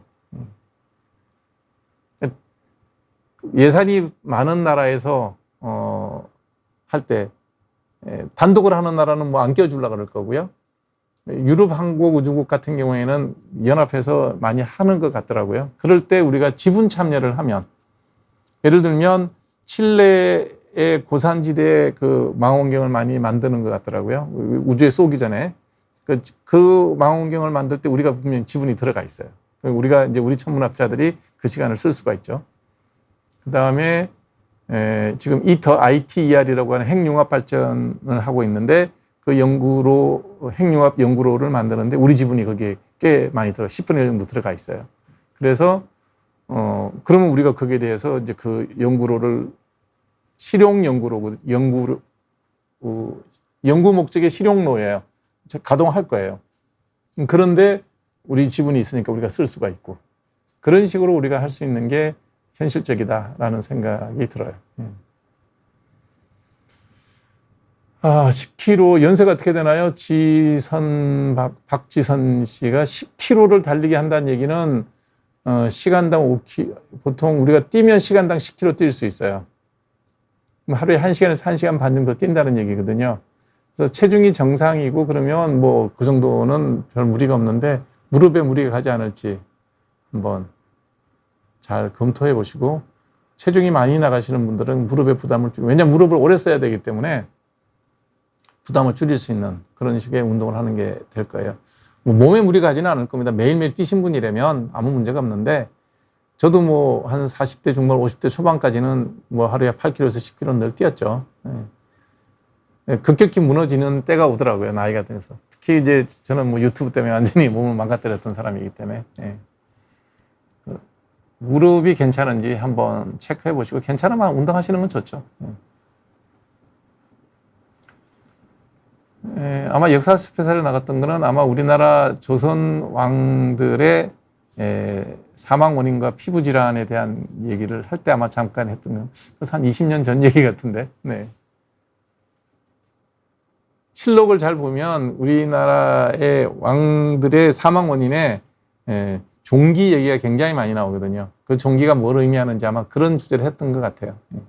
이제 의심할 수 있는 여러 가지 피부 질환들. 대부분 당뇨, 세조 때까지는 아마 당뇨랑 연결이 있었을 거예요. 왜냐하면 세조가 세종대왕의 직계 셋째 아들인가요? 그렇죠? 둘째인가 셋째 아들인, 그렇죠. 문종 동생이니까. 세종대왕의 실록 기록은 뭐 명백하게 당뇨가 있는 분이니까 유전적일 가능성이 있죠. 세조가 그 등창 때문에 고생했다는데 아마 당뇨성이 아닐까라는 생각을 해볼 수가 있죠. 데스오웬의 얼굴에 2주면 좀 많아요. 일단 다 끊어보세요. 다. 모든 건 다 끊고 기본에서 다시 한번 그대로 보시면 돼요. 예방 목적으로 프로토픽 쓰고 있는 것도 뭐 권할 일은 아닙니다. 스테로이드 얼굴에 바를 때는 일주일, 연속해서 바르는 기준으로 일주일은 넘기지 않는 게 좋을 것 같습니다.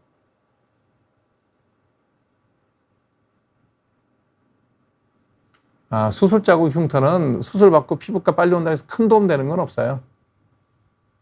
일단 뭐 실밥 풀고 그러고 난 다음에 이제 뭐 어떤 그 피부 모양 상태가 어떤지를 보고 그 다음에 이제 고민해야 될 문제죠.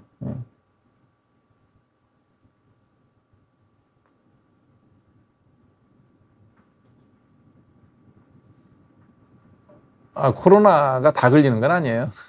다 걸리는 거 아니고 재유행하면 감염률은 높아질 거예요. 그럼 이제 감염이 더 쉽게 되는 거죠. 근데 반대로 그 질병의 위중도는 그 톡시시티라고 그러는데 독성은 떨어진다고 보시는 게 맞을 겁니다. 너무 걱정하지 마세요. 마스크 뭐 쓰는 수밖에 없죠. 뭐 예방할 수 있는 방법은 마스크밖에 없죠. UFC요? 재밌잖아요. 아, UFO요? 어떻게 생각하냐고요? 저는 뭐 UFO에 대해서는 그 존재 자체를 믿지 않습니다. 약간의 물리학적 상식이나 천문학적 상식이 있다 그러면 UFO라는 게 외계인의 존재가 지구상에 있을 이유가 없다. 뭐 생각할 수가 있죠. 지구에서 가장 가까운 별이 이제 그 센타우리 자리로 가는 별인데 4.3 광년이에요. 그 방향으로 지금 보이저로가 열심히 날아가고 있는데 그게 가는데 10만 년 걸려요. 지적 생명체가 선간 별과 별 사이를 거리를 비행을 하고 거기에 어떤 그 생명체를 실어서 보낼 수 있다는 거는 그거는 뭐 불가능하죠. 그리고 어떤 질량을 가진 물체가 아무리 뭐 빨리 달린다 하더라도 광속으로 달릴 수가 없거든요. 질량을 가진 물체는. 그러니까 거대한 우주선을 광속으로 보낼 수 있는 방법은 이론 물리학에서는 뭐 워프라든지 뭐 온갖 것들을 다 이야기할 수는 있지만 그게 물리학적 기술적으로 엔지니어링을 통해서 구현될 가능성은 거의 없는 얘기고요. 저는 뭐 그래서 UFO의 존재에 대해서는 히스토리 채널 같은 데 보면 끊임없이 나오는데 저는 뭐 그 존재를 믿지는 않습니다.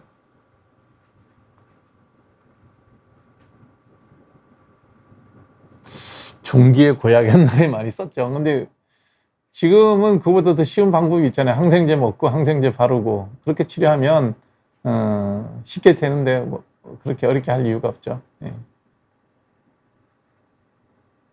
내가 코로나에 감염됐다 그러면 일주일 정도는 뭐 안 하는 게 좋죠.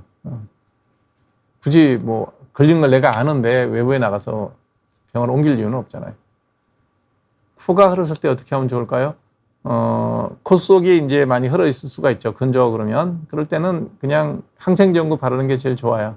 처방받을 수 있으면 미피로신 제제 바르는 게 제일 좋습니다. 하루에 2번 내지 3번 정도 바르면 돼요.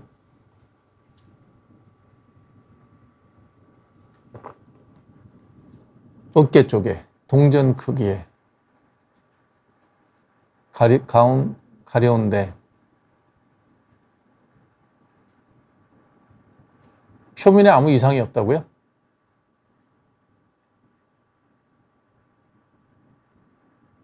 표면에 뭐 이상이 있어야지 피부병이죠. 눈에 보이는데 그냥 가렵기만 하면 그거는 뭐 무슨 병인지는 알 수가 없죠. 아무 표면에 이상이 없는데 그 자리에 동전 크기로만 가렵다?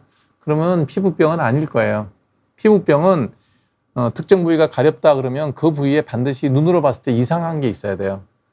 뭐 붓다든지 갈색이라든지 울긋불긋하다든지 뭐 피부 표면이 울퉁불퉁하다든지 육안으로 봤을 때 뭔가 보여야지 아무것도 보이지 않는데 피부병은 아닐 거예요.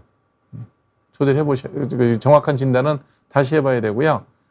특정 부위만 딱 표면 이상 없이 뭐 가려움증이 느낀다면 신경과적인 문제, 신경에 문제가 생기면 가려움증이 생길 수도 있어요.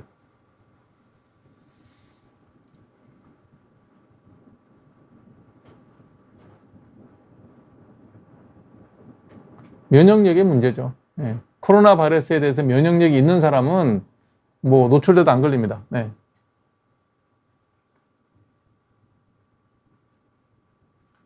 원래 출생률이 0.68명이다. 0.7로 떨어졌다는 얘기는 듣긴 들었는데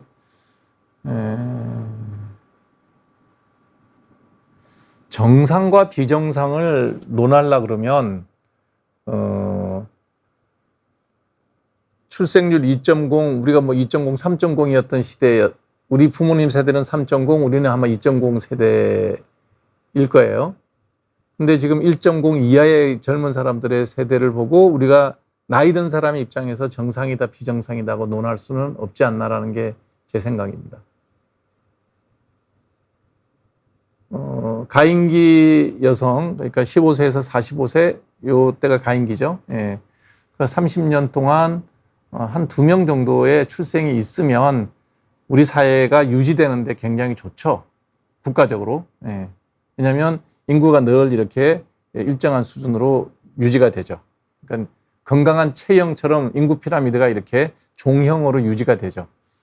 그거는 이제 국가적 그 희망사항이고요. 그 시대를 살아가는 지금 20, 30대는 아이를 낳아서 키우고 싶지 않다라는 게 중론이에요. 그러면 그 세대에는 그게 정상이겠죠. 지금 할 수 있는 거는 아이를 지금 젊은 세대 20, 30대가 0.68명, 0.7명을 놓는다고 그거를 갖고 아무렇지 않게 본인들의 삶을 살아갈 수 있다 그러면 그때 파생될 수 있는 여러 가지 문제들에 대한 걱정을 알려주고 이 얘기하기는 하겠지만 그 세대에서는 그게 새로운 정상, 뉴노멀이라고 얘기하고 거기에 맞는 대책을 만드는 것이 이제 정치적인 선택일 수 있지. 0.68명을 놓고 있는 그 세대에다가 야, 2명은 낳아야 돼. 뭐 어쩌고저쩌고 뭐 애 하나 놓으면 얼마나 줄게. 뭐 그런다고 늘까요? 1.0이 되나 0.68명이 되나 별 의미 없습니다. 2명 이하가 되면 어느 시점인가는 무조건 인구는 감소가 돼서 인구 소멸의 길로 가는 거죠. 안타깝지만 그게 새로운 정상이다. 뉴노멀이라고 봐야 돼요. 지금 할 수 있는 거는 그 뉴노멀을 받아들일 수 있게끔 시스템을 잘 만드는 수밖에 없죠. 제가 보는 건 그렇게 봐요. 어떤 대책을 내놔도 저것이 뭐 1.5명, 2명 이렇게 국가 소멸을 막을 수 있는 방향으로 반전되기는 쉽지 않을 거다. 라고 저는 생각이 들어요. 왜냐하면 선택은 그 개개인 각자의 몫이지 여러 가지 얘기를 하죠. 뭐 이렇게 뭐 국가에서 젊은 사람들의 결혼과 생활에 대해서 뭐 보장해 주는 게 없다. 3명 낳았던 우리 아버지 세대, 우리 부모님 세대는 3명을 되게 낳거든. 저도 이남이려고. 대부분 주위를 돌아보시면 60대는 형제들이 1남 2녀든 2남 1녀든 뭐 3남이든 3녀든 자녀가 되게 한 3 정도는 다 있었어요. 그때는 국가에서 자녀들의 교육, 아이들의 교육이나 육아에 대해서 뭐 도와준 게 있습니까? 이건 돈의 문제가 아니라 문화의 문제다. 저는 그렇게 봐요. 출산에 대한 개념이 변했다. 그걸 다시 바꾸려고 그러면 오랜 세월이 또 걸릴 수 있다. 뭐 그대로 국가가 소멸되지 않겠죠. 그때까지 사회가 건전하게 유지될 수 있도록 우리 사회적 체계, 시스템을 어떤 식으로든지 그 뉴노멀에 맞게 맞춰 나가야지 애를 더 낳아야 된다, 더 낳아야 된다는 그 구호를 외쳐봐요. 공허한 구호가 될 가능성이 높지 않을까. 이게 제 생각입니다. 그래서 검버섯은 당연히 레이저 치료 가능하죠. 근데 이제 검버섯의 종류가 2가지예요. 그냥 갈색의 반점이 있는데 손으로 만졌을 때 매끌매끌한 반점. 이거는 뭐 별거 아니에요. 약 바르면 돼요. 근데 만졌을 때 두들두들하게 튀어나왔다. 그러면 그거는 레이저로 수술해야 돼요. 그래서 그 레이저를 그 검버섯, 이렇게 만졌을 때 두들두들 튀어나와 있는 검버섯은 레이저로 제거하면 결과가 되게 좋아요. 그래서 그런 그런 검버섯은 레이저를 하시고, 그 다음에 이렇게 갈색으로 만졌는데 그냥 매끌매끌하다. 그러면 일단 멜라논 크림 발라보시면 꽤 많이 흐려져요. 그것도 하나의 방법이죠. 비만과 아토피, 비만과 습진은 연관없어요. 살이 좀 쪘다 그래서 아토피가 심해지거나 그러지는 않습니다.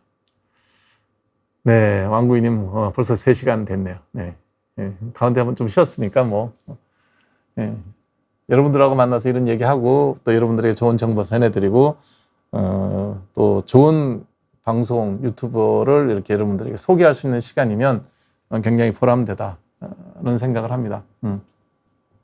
사람은 누구나 살면서 이제 어릴 때 꿈을 되돌아보면 제가 어릴 때 꿈이 2가지였었거든요. 천문학자가 되는 것도 꿈이었고, 그 다음에 뭐 정치를 해서 대통령이 되는 것도 꿈이었고, 근데 지금 현재 살아가는 평생의 모습은 의사로 살아가는 거고, 그래서 제가 개인적으로 제일 좋아하는 시가 로버트 프로스트의 가지 않는 길입니다. The Road Untaken인가? 뭐 아마 그럴 거예요. The Road Not Taken인가? 그 로버트 프로스트의 가지 않는 길이 우리 교과서에 실려 있었어요. 고등학교 때 국어 교과서에 번역된 시로 실려 있었는데 그 시를 보면 이제 그 생각을 늘 하는 거죠. 내가 저쪽 길을 갔으면 어떻게 됐을까? 이쪽 길을 갔으면 어떻게 됐을까? 뭐 이런 생각을 늘 해왔고, 그런 미련들이 제가 의사로 살아가면서 이쪽으로 눈 한번 돌려보고 저쪽으로 눈 한번 돌려보는 그런 게 이제 제 취미가 돼 있는 거죠. 뭐 천문학을 공부를 하든 물리학을 공부하든 수학을 공부하든 그게 다 연결되는 것들이고요. 예. 그다음에 가끔 이따금씩 정치에 대한 얘기를 하고 정치에 대한 관심을 갖는 것도 또 내 꿈의 일부분이 아직도 미련처럼 남아서 이제 그런 얘기를 가끔 하는 거죠. 당연히 그걸 전공한 분들에 비하면 뭐 형편없는 얕은 지식이지만 그런 것들을 그래도 또 가지 못했던 길에 대한 그 아쉬움을 그러고 달래고 사는 거죠. 그러다 보니 이제 60셋이 됐어요. 예. 살 날이 이제 많지 않은 그런 시간이 되다 보니 그런 회원들이 이제 이런 방송을 통해서 여러분들에게 얘기할 수 있는 기회도 되고 그러다 보면 그 3시간이 그리 또 길게는 안 느껴지고 하는 그런 거죠. 예. 함께 해서 고맙고요. 다음 주는 초대 손님이 누구죠?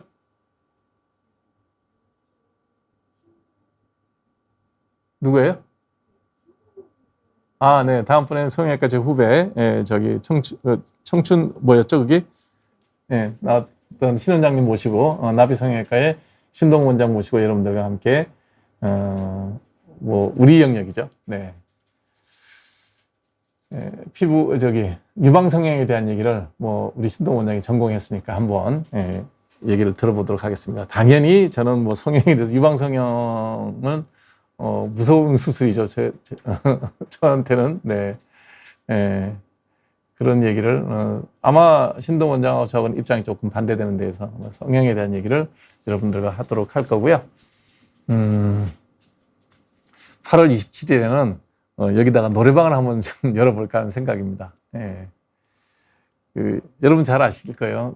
저랑 같이 방송했던 개그맨 최홍님 씨. 네.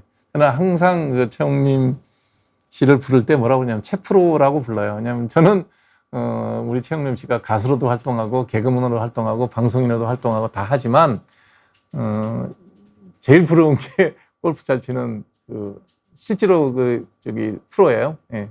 최영림 프로라고 늘 부르는데 최영림 프로 모시고 가수로 데뷔한 얘기 이런 얘기들을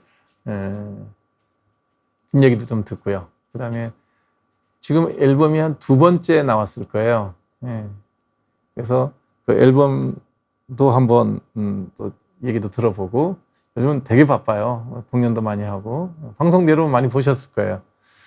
그래서 노래도 직접 제가 한 2곡 정도를 부탁을 할까 합니다. 그래서 8월 27일에는 잠시 의학채널에서 노래방을 좀 한번 열어보도록 하겠습니다.